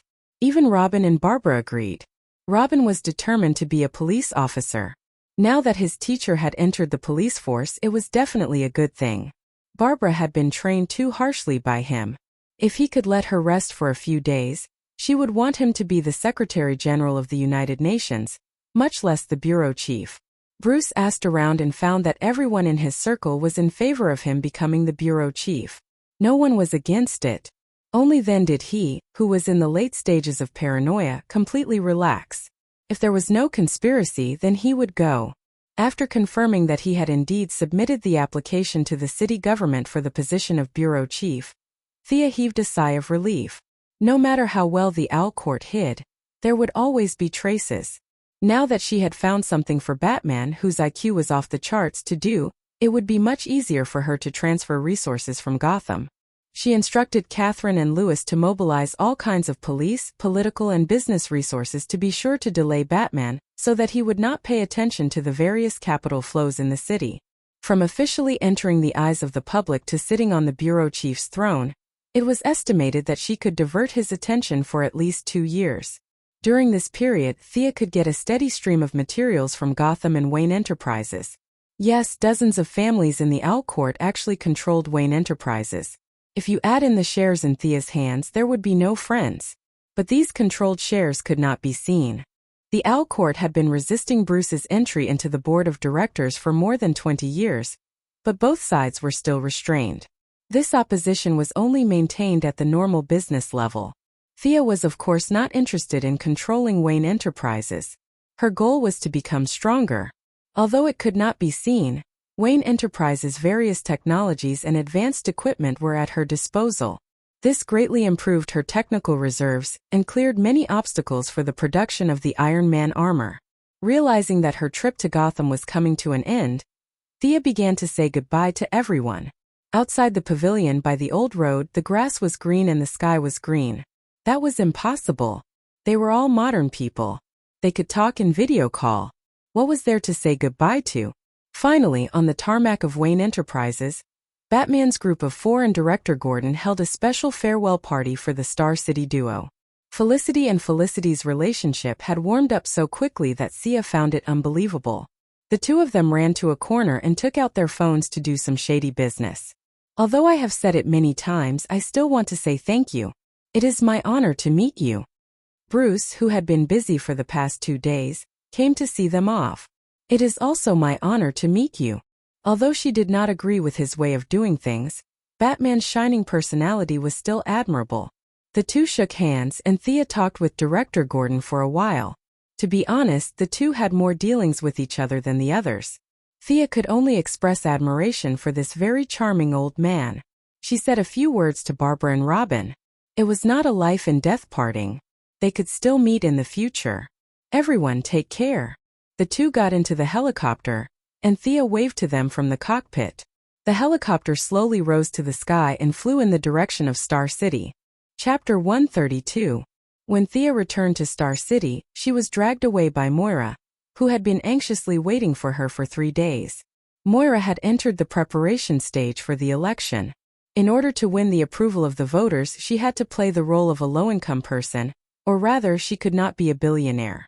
She had to transfer the assets under her name and donate them to society. Only a fool would do that. The general rule of the game was to hand over the inheritance to the children. Although it was a bit like taking off one's pants to fart, almost all the candidates appeared to be poor. Each of them talked about how miserable they were in the TV debate. There were even some who moved from the rich district to the slums in order to gain the name of being close to the people. Moira's bottom line was not that low. She did not intend to give up her family's mansion to live in a low-rent house. However, the family's assets still had to be transferred. It was not impossible for a billionaire to directly participate in the election, but it would be very unusual. Her election style leaned towards the steady and practical side, and she did not need those eye-catching measures. Before Thea understood what was going on, she was surrounded by nearly 50 lawyers and signed documents for the whole morning. If it were not for the fear of shocking the world, she would have let her doppelganger out to sign the documents. There were too many documents. For the whole morning, she had written her name at least 1,000 times, and her wrist was sore. Although the Quinn family's assets were nominally under her name, in fact, she was still underage. The rules were different in the United States. The average age of adulthood was 18 years old. In Star City it was less, and the age limit was 17 years old. She was still 1 year away. Before she became an adult, her guardian still controlled all her economic lifelines. Her guardian was naturally Moira. So, after going around in a circle, her mother was still firmly in control of everything and was not affected at all. In any case, it was the first step in a long journey. She was just inheriting the company, and it was already so complicated. Those who inherited the throne in ancient times must be even more uneasy. She had to say that it was a wonderful move to take over the Owl Court. Whether it was funds, connections, or subordinates, she had everything. If she waited for the Quinn group to fall on her head, she did not know how long she would have to wait. After a busy morning, Thea officially took office in the afternoon. Of course, she wasn't going to work in the group. The black uncle, Walter, still managed the group well. She didn't need to cause any trouble at all. She just needed to be on the board of directors. As Moira's only living child, she had to go and rally support for her mother's campaign. To put it bluntly, she had to act as a mascot on the spot to prove how successful Moira's mother's education was. She had to do her best to attract women's votes. At this time, Thea was wearing a light red dress. Even though she had told the stylist that she was going to a low-income community to promote, and that she shouldn't wear too revealing clothes, the bearded stylist still found her a dress that exposed a large part of her back. When she walked out of the changing room, everyone, including Moira, was shocked by her white skin. Thea had eaten the green object that was suspected to be the devil's fruit during her last few days in Gotham. Perhaps it was because of the earth attribute the effect of the transformation was quite mild. There was no major bleeding or pain. It only caused Thea's stomach to be uncomfortable for a few days before the whole process was completed. When she carefully checked the differences in her body, she found that the transformation did not strengthen her bloodline. There was no extra golden blood in her heart. Instead, her lungs had a qualitative leap. Her intuition told her that her hematopoietic function had been greatly strengthened. If she could automatically evolve a drop of golden blood in a year in the past, now the time had been shortened to 3 months. At the same time, her resistance to toxins had also been strengthened. From the outside, her whole body looked more beautiful and the lines were softer. The muscles that had gradually become visible during her training were also hidden. Her skin was so bright that even if she didn't deliberately dress up, she would still make the women around her feel sad. As a mother, Moira was not worried that her daughter would steal the limelight. She was only worried that her daughter would become more outstanding, and no one would be worthy of her. Previously, Thea had sent a lot of photos to Moira in Gotham. In fact, they were all taken at Bruce's private beach. Felicity had forcibly photoshopped them into Malibu Beach. At first, Moira just casually flipped through the photos, but as she looked, she found a familiar figure. Bruce Wayne. As the biggest playboy in the United States, she had naturally seen him before. Seeing that the two obviously knew each other in the photos, Moira couldn't help but wonder if her daughter had been deceived. Was it because she had been too strict with her daughter that she had been blinded by the playboy who spent a lot of money? There were a lot of thoughts, but in the end the only thought left was that the two of them were actually quite compatible. Bruce was a little older, but he was rich. As long as they got a marriage certificate, they could get a divorce. To be honest, in the whole of Europe and America, there were not many people who could match Thea in terms of social status. Those who were rich were older, and those who were not worthy of her. Moira was worried sick for her daughter. She secretly ordered her subordinates to investigate all the habits of Master Bruce in Gotham. However, Master's concealment skills were maxed out. Even with so many villains, they still could not find him, let alone Moira's subordinates. In addition, Gotham was in a state of chaos. In the end, they did not find anything. Moira could only keep this matter in mind and wait for the right time to talk to her daughter. Thea did not know that her photos had been exposed. She was standing behind Moira with a smile on her face, watching her mother shake hands with the housewives who came after hearing the news. Her mind had already fallen to the necklace she was wearing. This sky blue necklace was given to him by Malcolm. After returning from Star City, he unintentionally discovered that the inscriptions on the inside of the necklace were very interesting. Just like the Dark Mist dagger, this necklace was a magical equipment. There were only 4 inscriptions on the dagger, and they were very basic. However, there were 15 inscriptions on the necklace. The interpretation and recognition of various runes made the necklace nearly 10 times more difficult to decipher than the dagger. It was obvious that this necklace was passed down from Old Ma's ancestors. It was only in modern times that no one had awakened the bloodline, so it was reduced to the level of an ordinary accessory. Thea, who hated her lack of means to control the enemy, was overjoyed. However, after seeing 2 words, she was a little dumbfounded. Even though Thea had been learning this magical language recently, she had always lacked a basic reading book. There were many words that she had to guess. If she guessed correctly, it would be fine. If she guessed wrong, it would be a pure waste of time. The whole deciphering process was as slow as a snail. After taking a few deep breaths, she knew that she was a little impatient. She slowly adjusted her state of mind. Moira was talking about the rights of women and children on the stage. The audience applauded from time to time. It was too noisy here. Thea pretended to clap her hands a few times. She planned to go back and study it. For now, it was better to be a mascot. Chapter 133. Reality proved that it was not easy to put on a show. Thea pretended to be a good girl for 3 days and pondered over the inscriptions on the necklace every day. However, her expressionless face was interpreted by the media, and after 3 days, she found that all kinds of negative reports about her were overwhelming. Miss Quinn is extremely arrogant, her elementary school classmate told her past. Thea Quinn hangs around the bar and gets drunk all night. There were a lot of reports, and Moira comforted her that she did not have to take it to heart. These were all the tactics of her opponents. Sia also understood that she was standing there as a target. In this world, who wouldn't talk about others behind their backs? The European and American media were all like this. If they wanted to say something, they could say it. She wouldn't lose anything. Compared to Master Bruce, who worked hard for Gotham at night and was scolded like dog shit during the day, she was considered mild. However, even if the mother and daughter did not care, the hot-blooded youths in the campaign team still cared about this resume.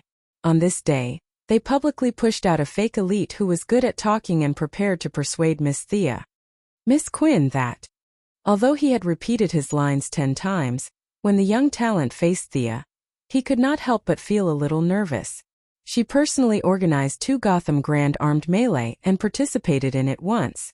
This was not a joke because she directly killed hundreds of people and injured thousands of people. She affected the future of countless families and their fates. At this time, Thea's temperament leaned towards the cold and ethereal kind. Coupled with the deep transformation of her bloodline, she looked even more oppressive. She was silently calculating the 7th inscription on the necklace. This inscription seemed to connect the previous and the following. If she could understand it thoroughly, it would be of great help to her next interpretation.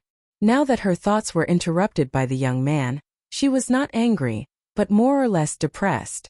She glanced at him with bright eyes and did not say anything. She signaled him to say what he wanted to say. If not, he should get lost. The young talent almost fell to the ground under her gaze. Was this the gaze of a human? It was too scary. However, when he thought of his mission and how he had studied hard for so many years just to stand out, he stuttered, "Our election team hope that you can be more approachable and not be so cold." Without waiting for Thea's response, he forced a smile and ran away. Thea's clenched fists relaxed when she realized that he wasn't here to flirt with her. Ever since she had awakened her bloodline and was brought to the front desk by Moira, they had been sending her flowers every day and using all sorts of lame excuses to talk to her. They had annoyed her to no end. She could use her submachine gun to deal with the bad guys in Gotham, but it was definitely inappropriate to use force against these flies. After thinking about it, he decided to endure for a few more days. After Moira finished her speech in the city, he would be able to rest. As for the so-called cold face of the young man, she couldn't do anything about it. She was completely immersed in the study of inscriptions. Although science couldn't analyze it at present, Thea thought it was also a kind of science. It was really impossible to make her laugh while thinking about it. This group of young people in the election office took it too seriously. In fact, this was all a process that had already been arranged by the higher-ups. In the city council, how many members did Old Ma control and how many did Moira control? Although the Owl Court claimed to not leave Gotham, it could always influence some people. Finally, with the participation of the Heaven's Eye Society, almost 100% of the people agreed. How could it not be elected? The opinions of the voters stopped at the level of opinions. Once the election results came out, it would be whoever was elected. Things like calling a deer a horse happen every day in reality. Shaking her head, she collected her messy thoughts and continued to concentrate on her research. "Thea, you can take the car back yourself. I have to attend a banquet later." She finally had another day. Before getting into the car, Moira knew that she didn't like all kinds of social activities, so she gave her a day off and let her have fun. Thea was also disgusted with eating with those big-bellied successful people. They were a group of vermin with so much fat that even her arrows couldn't penetrate them. Knowing that she didn't have to suffer, she happily hugged her mother. She declined the bodyguards following. This kind of bodyguard looked tall and strong, but she could beat 10 of them with her bare hands. If she carried a weapon and used all her magic power, no matter how many people came, they would all die. Before getting into the car, she looked around and found that there was no one under the car. Then she turned on the engine and drove away. She couldn't help but be careful. It was not an assassination or anything. The main thing was that the tabloids were too crazy. 2 days ago, when Thea was about to get out of the car, She found a man in black lying under her car in an instant. First she thought it was a scammer. In fact, she found out that it was a paparazzi from a gossip magazine. He didn't want to assassinate anyone. He just wanted to take pictures of the scenery under Thea's skirt when she got out of the car. Thea, who knew the truth, was so angry that her face turned pale. It was not appropriate to kill him directly. She could only beat him up and teach him a lesson. For a tabloid with a total of 2 or 3 employees, no matter how powerful Malcolm was, no matter how many claws the Court of Owls had, it was useless. He was not afraid of death at all.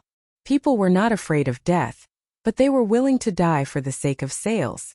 Encountering such a person, Thea had no choice but to be more careful. Driving alone on the streets of Star City, she couldn't think of who to look for a while. Felicity went back to her hometown. Of course, she didn't go back to her hometown to get married. It was said that she went to accompany her mother to celebrate Hanukkah. She didn't have many friends in Star City. She should go and chat with her future sister-in-law Laurel. Laurel was very happy that Thea came to find her. After a simple tidying up, the 2 women went to eat nearby. Although the 2 women were not close friends, they had known each other since childhood and were very familiar with each other. After a few words, they entered the stage of complaining to each other. Thea finished talking about her own troubles. Of course, she only talked about the part that could be said. If she talked about how she killed 7 people in and out of Gotham, it would drive Laurel crazy. When the topic turned to Laurel, Thea knew that she had not had a good time in the past 2 months.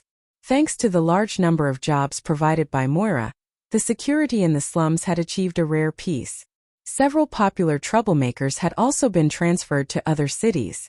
With no one taking the lead and no one causing trouble, coupled with the fact that everyone was busy with their new jobs, no one came to Laurel's law firm to file a lawsuit.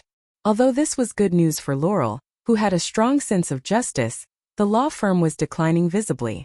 3 out of the original 8 partners had already left, and the remaining few were looking for other ways.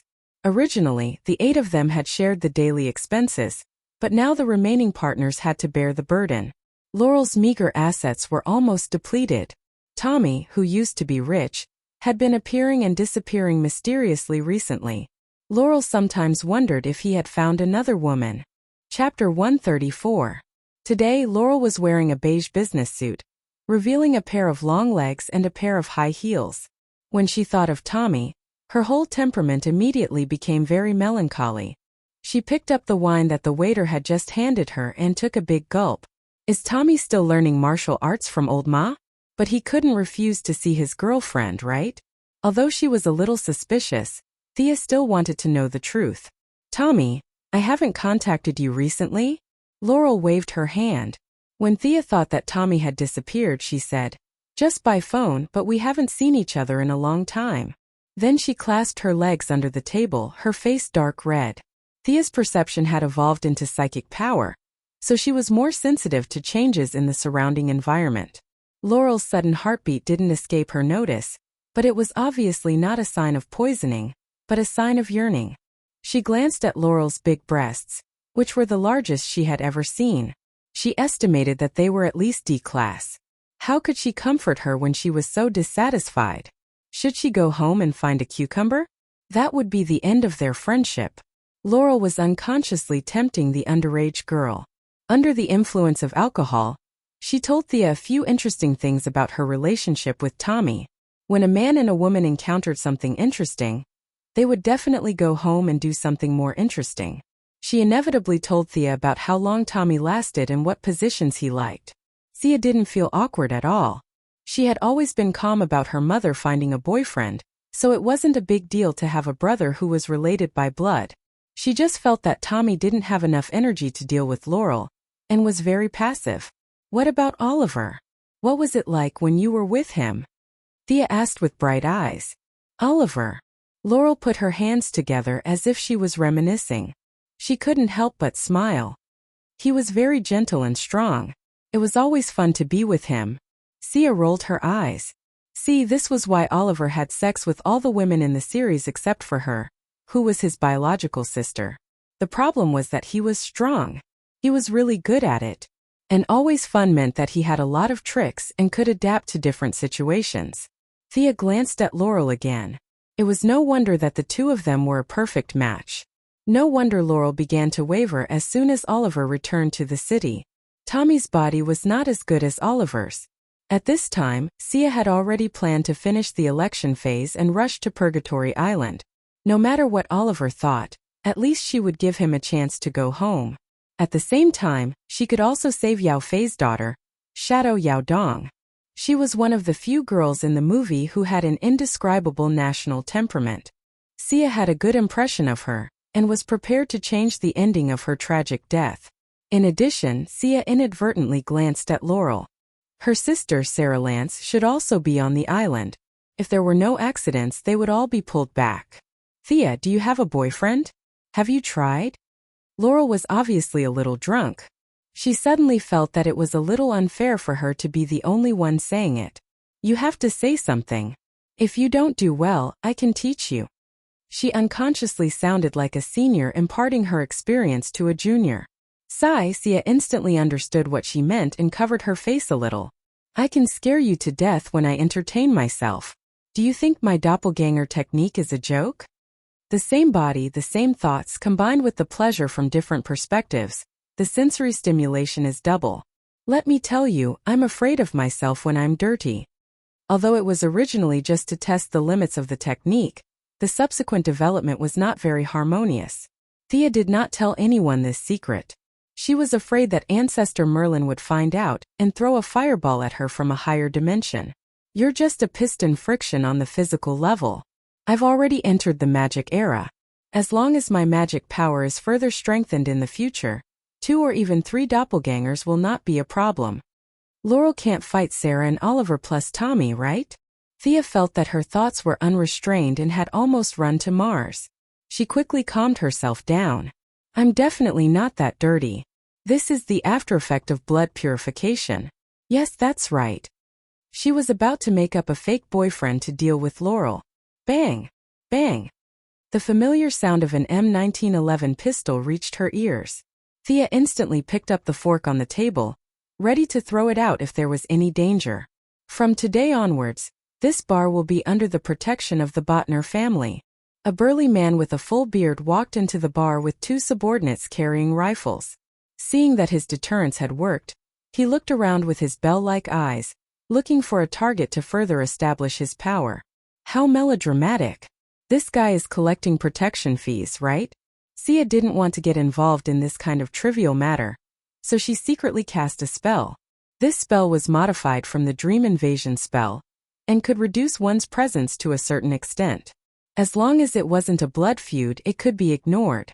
She had learned this spell for a while, but she had not had the chance to use it.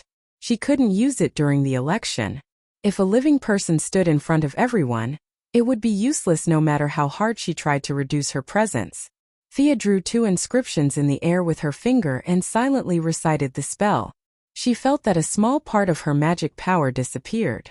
Thea knew that the spell was successfully cast. Now she could see the effect. You come here. The burly man with a full beard did not pay attention to Thea. He grabbed a boy dressed as a waiter next to him. With a grim smile, he said to the boy, "Which family did I say I was from? Repeat it." The boy was scared silly. Who would remember which family you are from? He tried hard to recall, but fear filled his brain. He trembled all over and just couldn't remember. His reaction was in line with the bearded man's plan. He was going to make an example of him and deepen the impression of these people. He raised his wrist and pointed the gun at the waiter's head. Can't remember? Haha. Looking at the bearded man with a full mouth of yellow teeth, Thea was a little disgusted. These guys were the newcomers of the Botner family. They were too unruly and barbaric. She had a pistol in her handbag. With her speed, killing these 3 guys would be a piece of cake. However, there were so many people on the scene. If she rashly shot, the follow-up would be very troublesome. It might even affect Moira's election to a certain extent. Seeing that the waiter was about to die on the spot, what should she do? She hated it in her heart. The heroes of Star City were really not good at learning from the advanced experience of other cities. Why didn't any masked hero stand out? Chapter 135. Be careful and don't come out, Laurel whispered to Thea while she was secretly hating the fact that Star City didn't have a hero. After that, he didn't care about his weak strength anymore. He stood up fearlessly and shouted, "Stop!" For a moment, Laurel became the focus of everyone. Thea almost fainted. Sure enough, she wasn't a pure hero of justice. The valiant and high-spirited person next to her was. Thea looked at Laurel with disappointment. Could the self-defense fighting skills taught by your father be enough to deal with these three gangsters? Why didn't you think carefully before jumping out? This was too brainless. No wonder the villains were so good at scheming against the heroes. They were all led into a ditch by the righteous heroines. She certainly couldn't watch Laurel get beaten into a sieve. She was a friend. If she didn't have the ability, she could only take the blame for her. She didn't expect that today she would enjoy the treatment of a male protagonist. She cursed in her heart and grasped the fork in her hand, ready to take the initiative and kill the bearded man. When the bearded man saw that it was Laurel, the blonde beauty, he turned around and showed a wretched smile to his two subordinates. He took away the pistol aimed at the waiter and pointed it at Laurel. "Beauty, are you talking to me? Can you shout a little louder?" After saying that, he straightened his back a few times and laughed loudly in the midst of his subordinates jeering. "This scum!" Thea shifted her gaze from his eyes to his mouth. She would use this fork to teach him how to speak. Laurel wasn't the future Black Canary. At this time, she had just graduated from university and started working. It could be said that she was a very immature newcomer. Facing a gangster with a gun, her legs unconsciously trembled. But she still held on and looked at the bearded man without showing any weakness. The bearded man was a little dissatisfied when he didn't panic like he had imagined. He was ruthless in his heart and was ready to fire at Laurel. Now was the time. Thea was ready to strike, but just as the fork was about to leave her hand, her powerful spiritual power sensed the abnormality, and she couldn't help but withdraw it. A dark black arrow pierced into the bearded man's shoulder. The shot that was originally aimed at Laurel was unexpectedly off target. Who was it? Nowadays, other than her, there were other people who used bows and arrows. Thea hurriedly looked in the direction where the arrow had come from. She almost bit her tongue when she saw it. The newcomer was of medium build. He was dressed in black and wore a black hat that covered most of his face. He stood on the wall like a recluse, holding a black recurve bow that Thea was very familiar with. Why would he come to save Laurel? However, upon closer inspection, the man's attire was slightly different from Old Ma's. He wasn't wearing the traditional black combat suit of the League of Assassins. Instead, he seemed to be wearing a black leather suit that was specially made. The man in black seemed to be very nervous. After making eye contact with Thea, he hurriedly looked away and shouted to the two girls, "Run!" The bearded man was shot by an arrow. He panicked and ordered his subordinates to open fire. At this time, the subordinates also saw the man in black and fired a rain of bullets at him with their automatic rifles. Then, under Thea's horrified gaze, the man in black was hit by a stray bullet and fell from the corner of the wall. Oh, this guy definitely wasn't Old Ma. The distance was more than 100 meters. If he had a little bit of experience in dodging, he wouldn't have been hit. But whether or not he was one of them, Thea couldn't just watch him be killed. She swung her hand and hit the bars light with the fork. Using a gun would easily expose her identity. The smoke would cause a reaction, and the bullet traces would be easily exposed. The fork was fine. She wasn't afraid of leaving fingerprints on it. Then Thea grabbed Laurel, who was slow to react, and ran out in the midst of the chaos.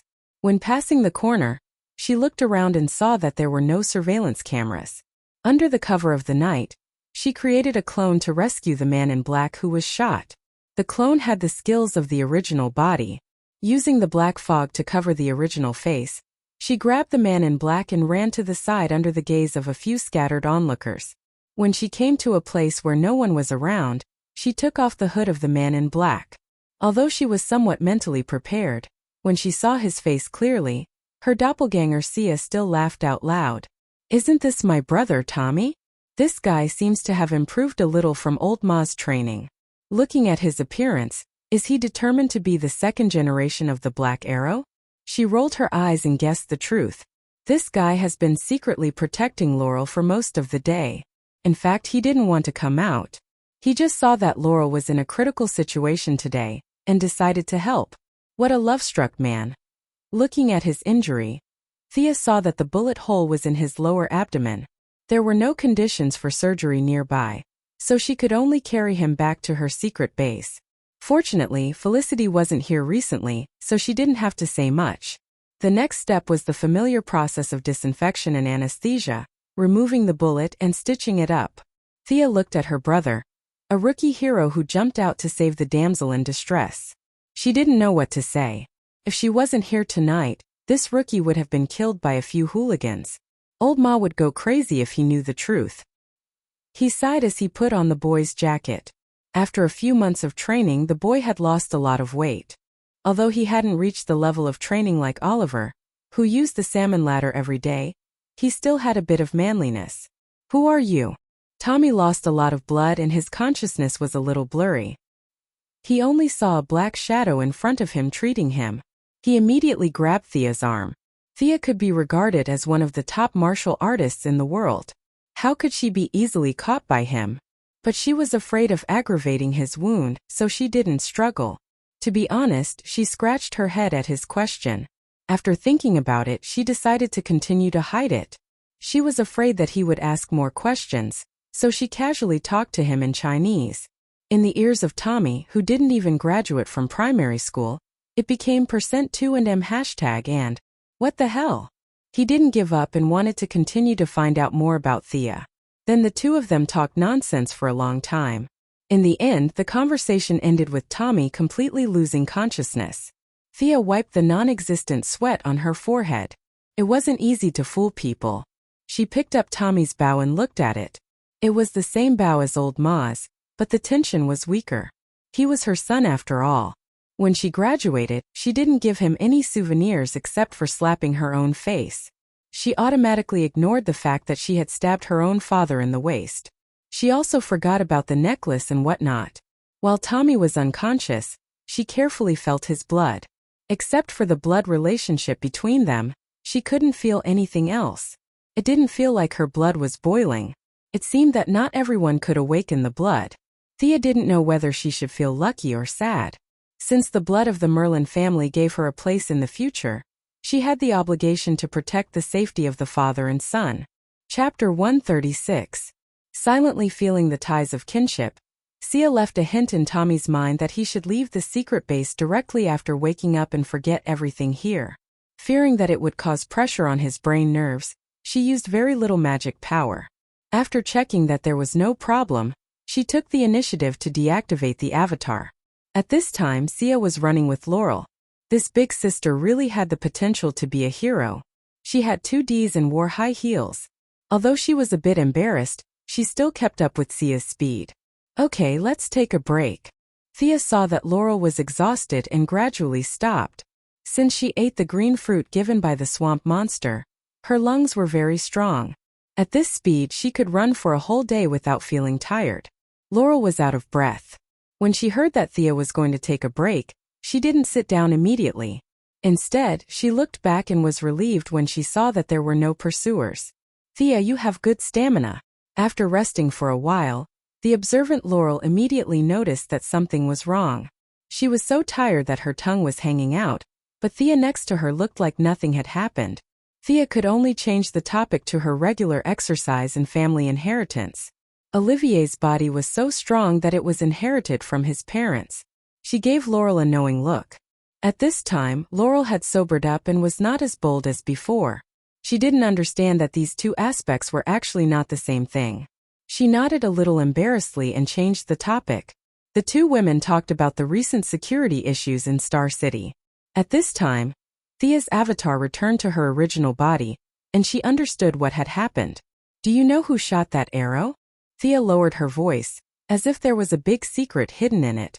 Laurel's eyes were a little strange. "How would I know? I didn't see anything clearly. I only remember that I was scared." And then the bearded man suddenly fell to the ground. "After that it was pitch black and you pulled me out." Laurel crossed her arms and looked up at a 45-degree angle to think about the truth. This was the true female lead at work.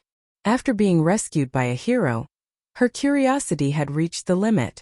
She had to find out who the masked hero was. After that, she would court death in all sorts of ways. Among the more representative characters were Louise Ryan, Ayres West, and so on. Thea glanced at the deep cleavage that was squeezed out by her arms. Was this a demonstration? There was only one truth. I won't tell you. You can take your time to guess. The next day, Thea accompanied her mother for another day. She greeted her mother and arrived at the Merlin Group in the evening. Hi, Thea. Tommy, who was sitting outside the CEO's office, saw her enter. Although he was listless, he still greeted her. Thea scanned her brother with her psychic power. Well, he had recovered well. The small part of her psychic power that she had left before had completely dissipated. It either worked or was wiped out by a higher level of power. Thea felt that it was the former. Why are you in such a bad state? She asked knowingly. Tommy looked a little embarrassed and said that he didn't have a good rest. Thea didn't treat herself as an outsider at all. She leaned on his desk and asked, "What's going on between you and Laurel?" I talked to her a lot yesterday. They did talk a lot, but most of the content was not suitable for children. Tommy didn't know that his dark history was in the hands of the unscrupulous black-hearted girl. When he heard her talk about his girlfriend, he remembered the conversation between Malcolm and his father when he knew that he was going to be a hero. Old Ma's meaning was very straightforward. If you want to be a hero, you can go ahead, but you have to be prepared for the people close to you to be hurt. If you don't prepare anything before killing your way out, then you can only wait to regret it and hammer yourself in the balls. As Oliver's good friend, the two had certain similarities. Whether it was the fact that they both liked Laurel, a woman of infinite justice, or the spirit of sacrificing themselves for the greater good, they both made the same choice, which was to stay away from their loved ones.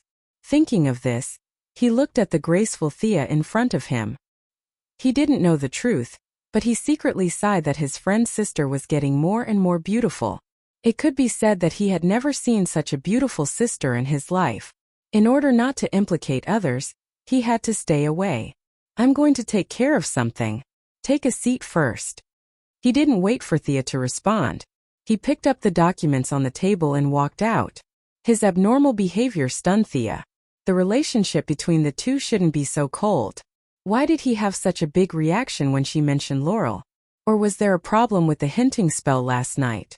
Under the inertia of thinking, she thought that there was a problem with the spell, but she didn't delve deeper into the problem. She shook her head and put her thoughts aside. Today she came to see Tommy on the way. Her main purpose was to find Malcolm. When she arrived at the door, she used her power of the will to search around. There was no abnormality, so she pushed the door open and walked in. What a rare guest. What can I do for you? Malcolm was leisurely making tea. When he saw her come in, he poured another cup and beckoned her to sit down. Thea considered her words and took out the necklace around her neck. This is what you gave me. Malcolm thought that she was going to return it to him, so he quickly said with a smile, It matches you very well. Of course it matches. Thea had already checked that Malcolm didn't have the basic requirements for blood awakening. Returning the necklace to him was like throwing money into the water. The level of this magic equipment was beyond her imagination. After studying it day and night, she only understood the first 7 inscriptions. She couldn't deduce any more with her own strength, so today's trip to the Merlin Group was the reason why she came here. Do you know the origin of this necklace? Or how it came to be in your hands? Can I ask? Malcolm's pupils unconsciously shrank. This topic was a little out of his expectations, but he didn't take it seriously. He laughed in his heart that Thea was still young and impatient. He slowly poured the tea. Is there a problem with this thing? Don't worry, drink the tea and tell me slowly. How should she put it? Thea thought for a long time but didn't know how to start. It seemed that she had to reveal some of her trump cards. Before she came, she had thought about this problem. She had dragged Solomon Grundy for several hours during the battle in Gotham. There were thousands of witnesses, and most of them were Malcolm's eyes and ears. She had to tell the truth. Fortunately, although Malcolm was a bad person, he had a good character and was not heartless. He was still very good to his children. In the original plot, he smiled and generously faced death for Thea. From a father's point of view, he was far more humane than heroes like Oliver Diggle. Thea shook her shoulder, and a big change took place right in front of Malcolm's eyes. A translucent figure walked out from her shadow. In less than a second, The facial outline of the figure gradually became clear. Malcolm was holding a cup of tea, full of the aura of a master. When he suddenly saw Thea standing in front of him, he couldn't help but spit out the tea in his mouth. What's going on? Old Malone didn't care about his appearance anymore. He stood up in a panic and looked at the shocking scene in front of him. This is the adventure I had in Gotham. This is why I came to find you. The two Thea spoke one after another. Their voices, intonations, and temperaments were exactly the same. Malcolm couldn't believe his eyes. He stared hard for a long time, but he couldn't see what kind of trick it was. Chapter 137. Thea retracted her doppelganger and tried to hold back her laughter. She then told him what had happened. Of course, her story was 70% true and 30% false. She only mentioned that she had been chased by Grundy all over the streets, and that she had suddenly awakened some of her abilities. The memories deep in her bloodline told her part of the reason. Merlin? Oh. Malcolm murmured the name that he was very familiar with. It was as if he had been living in the slums for 30 years, and suddenly received a notice that his house was going to be demolished. Excitement, confusion, and surprise were mixed together. Malcolm, who had always lived by the principle of calmness, was scared out of his wits. Can I have this kind of ability too? Malcolm, who was extremely thirsty for power, held back and asked his question. Thea had expected this question. She believed that any man would have some expectations of supernatural abilities, let alone this man who had been traumatized. If she said that he had no ability, he would have no chance in this lifetime. Go play with your bow and arrow. Of course, she couldn't say this directly. Family ties needed to be protected. She couldn't just talk nonsense. Besides, Thea didn't know if he could awaken his bloodline. Just because she couldn't feel it didn't mean that it didn't exist.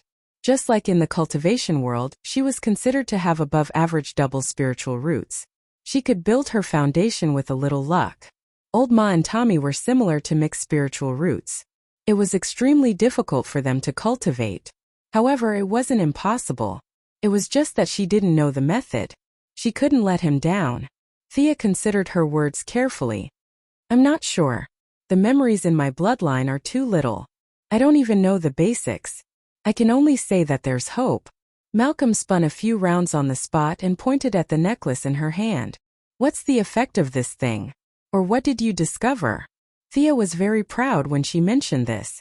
She had at least figured out a small part of it. According to what I know, the world is composed of 4 elements: earth, fire, water, and wind. After the creation of the world, light and darkness were added. This necklace contains the power of wind and water. My personal attribute is more towards fire and wind, so I can only decipher the content of wind.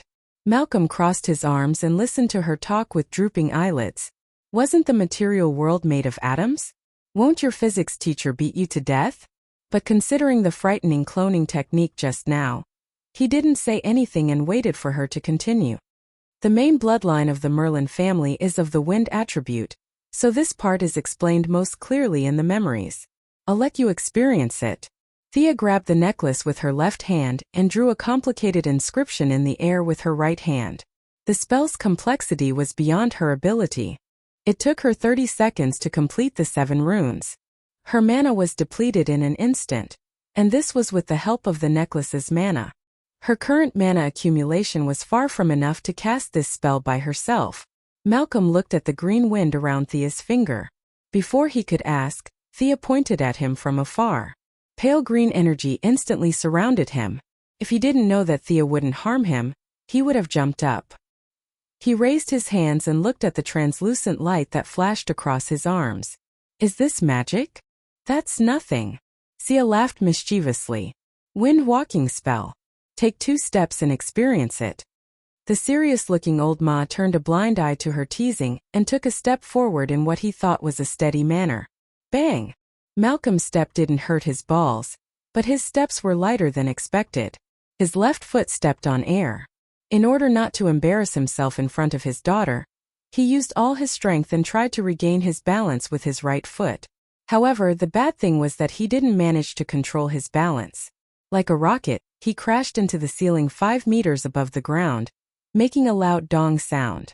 Malcolm rubbed his head and felt that his face was distorted by the pain. Looking at Thea, who was happily beating the floor, he felt depressed. Fortunately, he was indeed extraordinary.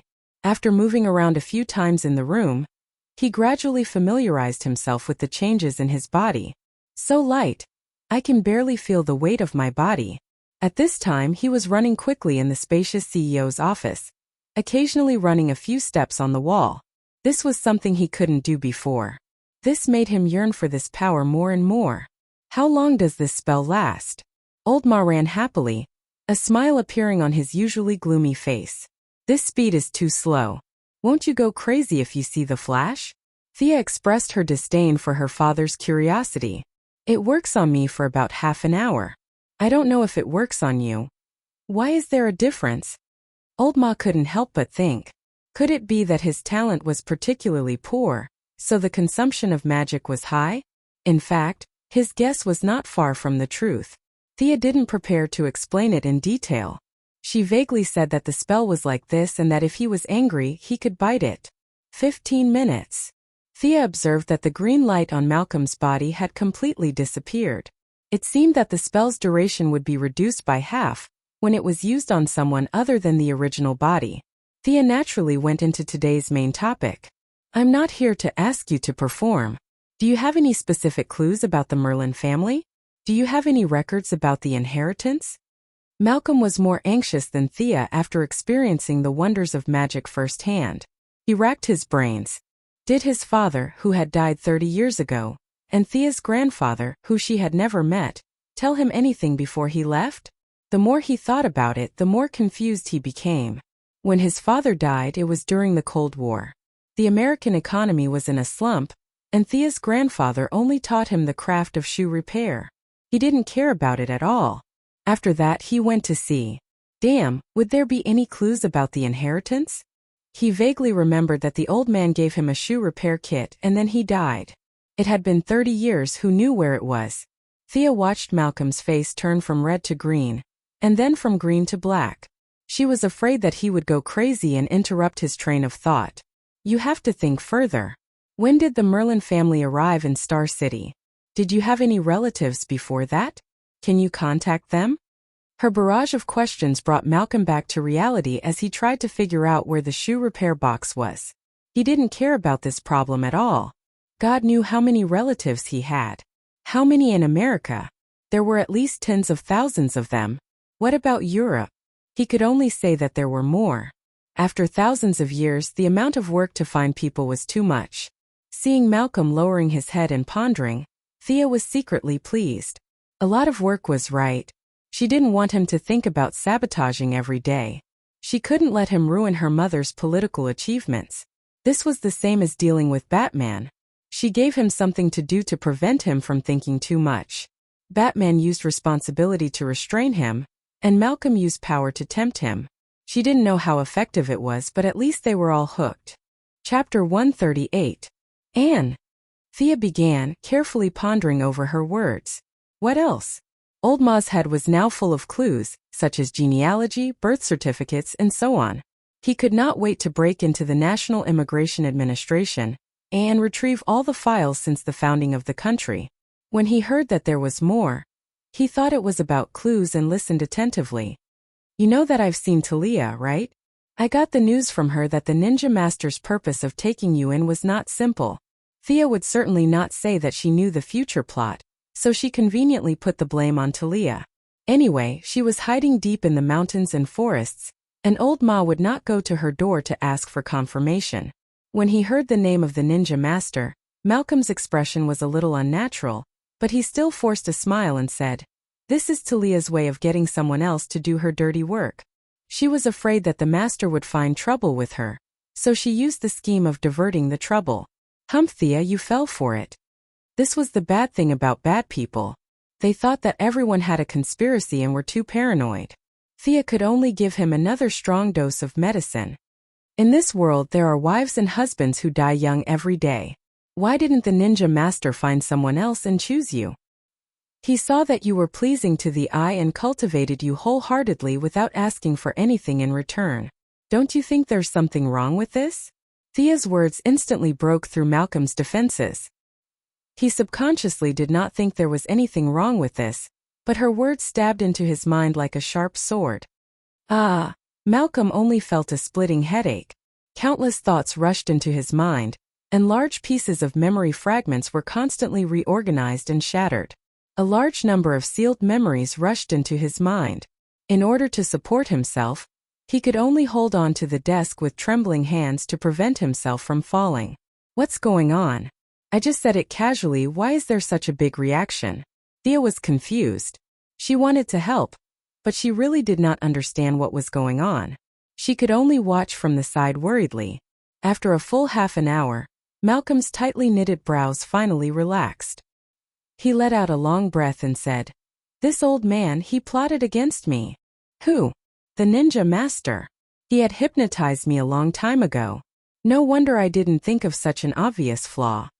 Malcolm tore off his tie angrily as he panted heavily. Thea finally understood. This was obviously done by the ninja master many years ago. It was similar to how she used magic to brainwash Catherine and Valky. However, she used magic, but she didn't know what he used. "Then do you still remember your previous experience? Why haven't you noticed the problem after all these years?" "I only remember that I was very vigilant at first, but there was a lot of incense in his room, and the smell was really intoxicating. I don't know when it started, but I relaxed, or should I say I automatically ignored some of the abnormalities. Damn it, that old bastard. Old man." Malcolm was constantly correcting his own memory. Many of the words he felt were inaccurate, so he kept correcting them. When he finally mentioned the ninja master, his lips began to tremble uncontrollably. He thought of Window as some old thief and cursed him. "You're not angry at him for brainwashing you. You're angry because you've been plotting and scheming for half your life, only to find out that you've always been tricked by someone else." Thea had recently read a lot of psychology books because of the suggestion spell. Based on the summary of various clues, she could analyze Old Ma's current state of mind. The ninja master's method was not difficult to guess. It was nothing more than drug relaxation and forced brainwashing in the depths of one's mind. The truth-telling serum was widely used in modern medicine, but it was now widely used by Secret Service organizations. The old man who had lived for 800 years must have a stronger serum in his hands. Thea waited for him to gradually calm down. "Do you still remember what he did to you?" Malcolm thought for a full 5 minutes before he said with uncertainty, "I don't think there's anything special about it. When we first arrived in Nandarbart, he handed me his sword and asked me to cut my palm and swear to join him. At that time I didn't know any martial arts and I only felt dizzy. I always thought it was because I had never seen blood before. Could it be?" As Malcolm continued to recall the details, Old Ma's eyes grew bigger and bigger. Many clues that he had ignored in the past surfaced. With his intelligence, he immediately found the problem. As he paced around the office, he recalled all the details one by one. "That sword of his, other than when I joined the gang, has never been unsheathed. Usually, he only uses ordinary weapons for practice. I always thought that he valued my identity as a billionaire." Thea whistled softly. That sword seemed to be very powerful. It was hard to tell whether it was a magical weapon, but it was definitely not an ordinary one. In the original plot, Thea was also stabbed by this sword, and then her talent plummeted. Should she take revenge? But when she thought of the ninja master's unfathomable strength, she shook her head. She still needed to think at length. Malcolm had recovered some of his former vigor. Was my bloodline destroyed or taken away by him? This was the question he was most concerned about now. Although he already had the answer in his heart, he still wanted to confirm it with Thea. Seeing that he was going to be more and more miserable in the future, the answer was inevitable. But this could not be said directly. Thea still had to give him some hope. "My talent allows me to summon an exclusive unicorn from the upper space. As long as the unicorn reaches adulthood, I can merge with it. After that, I can use a lot of light spells and a lot of healing spells. I don't know how effective it is, but it should be able to repair the damage." Thea's words were so ambiguous that Malcolm felt as if his worldview had collapsed the entire night. What kind of nonsense was this? Unicorn? Anyway, his worldview had already collapsed, and he was not afraid to be more shattered. He asked, "Can you summon it for me to see? Could she summon it at night?" Thea had never tried it before. With an experimental mentality, she summoned it once. The little unicorn, who used to be at her beck and call, only appeared in front of the two after a full 5 minutes of white smoke. Feeling the discomfort of the night, it sent Thea a message that it was not in a good mood. Thea hugged the unicorn and gestured to Malcolm. Recently, she had been helping Moira with the election every day, participating in all kinds of square activities and civic gatherings. Thea had been basking in the sun a lot. At this time, the little unicorn had grown a lot and was no longer the size of a palm. Sensing its displeasure, Thea could only hug it with both hands as if she was coaxing a child. Sensing that there were outsiders nearby, the little unicorn poked its head out of Thea's arms and saw Malcolm not far away. Bah! Bah! Bah! It spat fiercely at Malcolm, who had a dark expression on his face. Haha! Thea laughed awkwardly and quickly comforted the cute pet. She sent the little unicorn back to the different space under Malcolm's gradually darkening face. Chapter 139. Malcolm's face was extremely ugly. He pointed at the place where the little unicorn disappeared and asked softly, "My bloodline can't summon this guy, right?" Thea shook her head. Getting a different answer from everyone, Old Ma breathed a sigh of relief. He didn't want such a stupid thing to follow him every day. A little girl might think it was cute, but he, a man in his late 50s, couldn't stand it. It was too weird. If he had to summon such a thing every time he fought, he would rather continue to practice archery than have this bloodline. He couldn't afford to lose face like this. Thea spread out her hands. As you can see, it's still young. It will take at least 2 years to reach adulthood. Whether or not it can repair the bloodline can only be determined by then. The unicorn was not just young, it was too young. 2 years was under the premise that Thea risked her life to bask in the sun. Of course, there was not only one way to become stronger. She could continue to dig deeper into the power of the bloodline and increase the speed of purification. She could also absorb more sunlight per unit of time and increase the efficiency of conversion. Fortunately, she was now somewhat similar to Superman. She couldn't get tan no matter how much she basked in the sun. With this kind of physique, as long as she persevered, there would be a day when she would succeed. Basking in the sun was relatively reliable. She just had to find a beach and lie there. Whether it was the Quinn Group or the Owl Court, they both controlled a lot of private beaches. Absorbing moonlight was a pain in the ass. Who would lie outside in the middle of the night instead of sleeping? It was too illogical. Anyone would be able to see that there was something wrong with you, or that you were a little crazy. Thea scratched her head at the thought of strengthening in this aspect. She threw a basket of problems to Old Ma. These were long-lasting troubles that would take him 8 to 10 years. Presumably, he didn't have time to think about the plan to destroy the slums in Star City. Thea told him not to let everyone know and attract the attention of the ninja master. She walked out of the Merlin group while humming a song. Malcolm watched Thea walk slowly into the elevator and disappear from his sight. Originally, he wanted to destroy the slums because he had no goal in life and purely to vent his anger. But now, Thea had thrown him a big pie, and the conceited Roland's desire for power once again crept into his heart. Especially when he learned that he was tricked by the ninja master like a fool. This made him furious. Ninja Master. He whispered the name that terrified him. He knew that he was suppressed in all aspects, be it martial arts, intelligence, or intelligence. He said that Thea was a natural warrior, but wasn't he the same? He was a lone wolf. Even if he was facing a lion, he would still dare to take a bite out of it. He had founded the Merlin Group on his own. At first, the group operated shipping. Today, the entire group had transport points and storage centers in 23 ports in the world. It could be said that his intelligence network was not inferior to anyone else's. However, this task was also extremely difficult. For thousands of years, there was no family planning in Europe and America. Children were born freely. Now, it was really unknown how many direct descendants there were. Those who kept the surname Merlin were easy to find, but what about those who changed their surname midway? Their descendants would be cut off, but what about those who handed over their inheritance to outsiders? The situation was too complicated. There were too many variables. Rubbing his temples, Malcolm looked outside the CEO's room. Tommy still hadn't come back. Malcolm didn't want to talk to his son about what happened today. Besides, he also felt that his son wasn't very capable. His only merit was his diligence. It wouldn't be good for him to come into contact with these things too early. He couldn't count on the father-son pair. Thea was right to remind him to be careful. This meant that he would have to spend a lot of energy to handle this matter personally. He couldn't use his subordinates, so he could only rely on a few of his confidants and himself to investigate in secret. Thinking of this, even a strong-willed person like Malcolm was a little shaken. The workload was so huge. Could it be done in 10 years?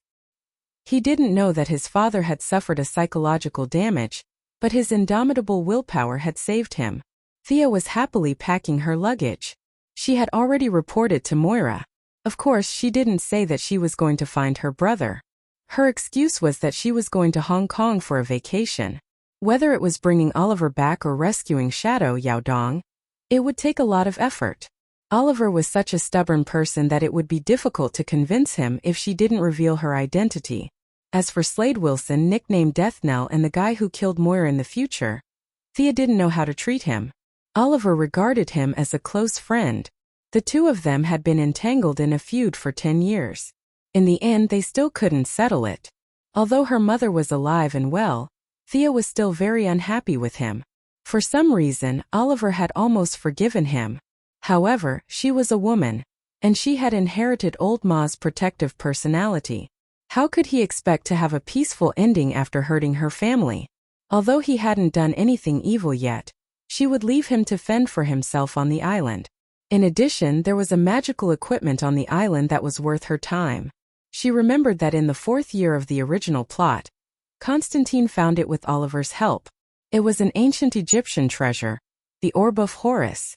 Although she didn't understand how an Egyptian magical equipment came to the East, Thea believed that if Zak Kong was interested in it, it must be something good. As for the evil god statue that Damien Dark got later, Thea politely declined. It was useless. The statue had magic power, but it was useless without it. It was too trashy. As long as she pulled Green Arrow away, the statue would stay in the cave obediently. There was no need for her to touch it. The location of Purgatory Island in the TV series was vague. It said that it was in the North China Sea, but the map showed that it was in the east of Honshu, Japan. They were about to reach the Kamchatka Peninsula. How could it be in the China Sea? The news media must be stirring up trouble for some ulterior motive. Then they said that it was in the South China Sea on the route from Germany to Hong Kong, and that they were going to set up some kind of missile interceptor. The information was so confusing that no matter how good one was in geography, they wouldn't be able to figure out where it was. Thea had done her homework. She checked the location of the Queen's crash and checked the hydrology and ocean currents at the time. She barely managed to draw a rough area. She ordered the Court of Owls to prepare a helicopter for her in Hong Kong. She learned how to pilot all kinds of modern equipment from Batman. Although she wasn't proficient, flying safely wasn't a problem. Moira was also somewhat immune to her running around the world. If you want to go, then go. Thea checked in her weapons and arrived in Hong Kong on time that night. The familiar Chinese characters, the familiar skin color, but the person was no longer the same person. Thea wanted to find Yao Fei's other daughter, Yao Mei, but the court's influence here was weak, and the few contacts were not very effective. Thea could only give up and let Shadow find Yao Mei herself. She vaguely remembered that the Sky's Eye Society had a huge base here. Thea was very low-key and didn't attract anyone's attention. That night, she flew a specially prepared helicopter into the vast South China Sea.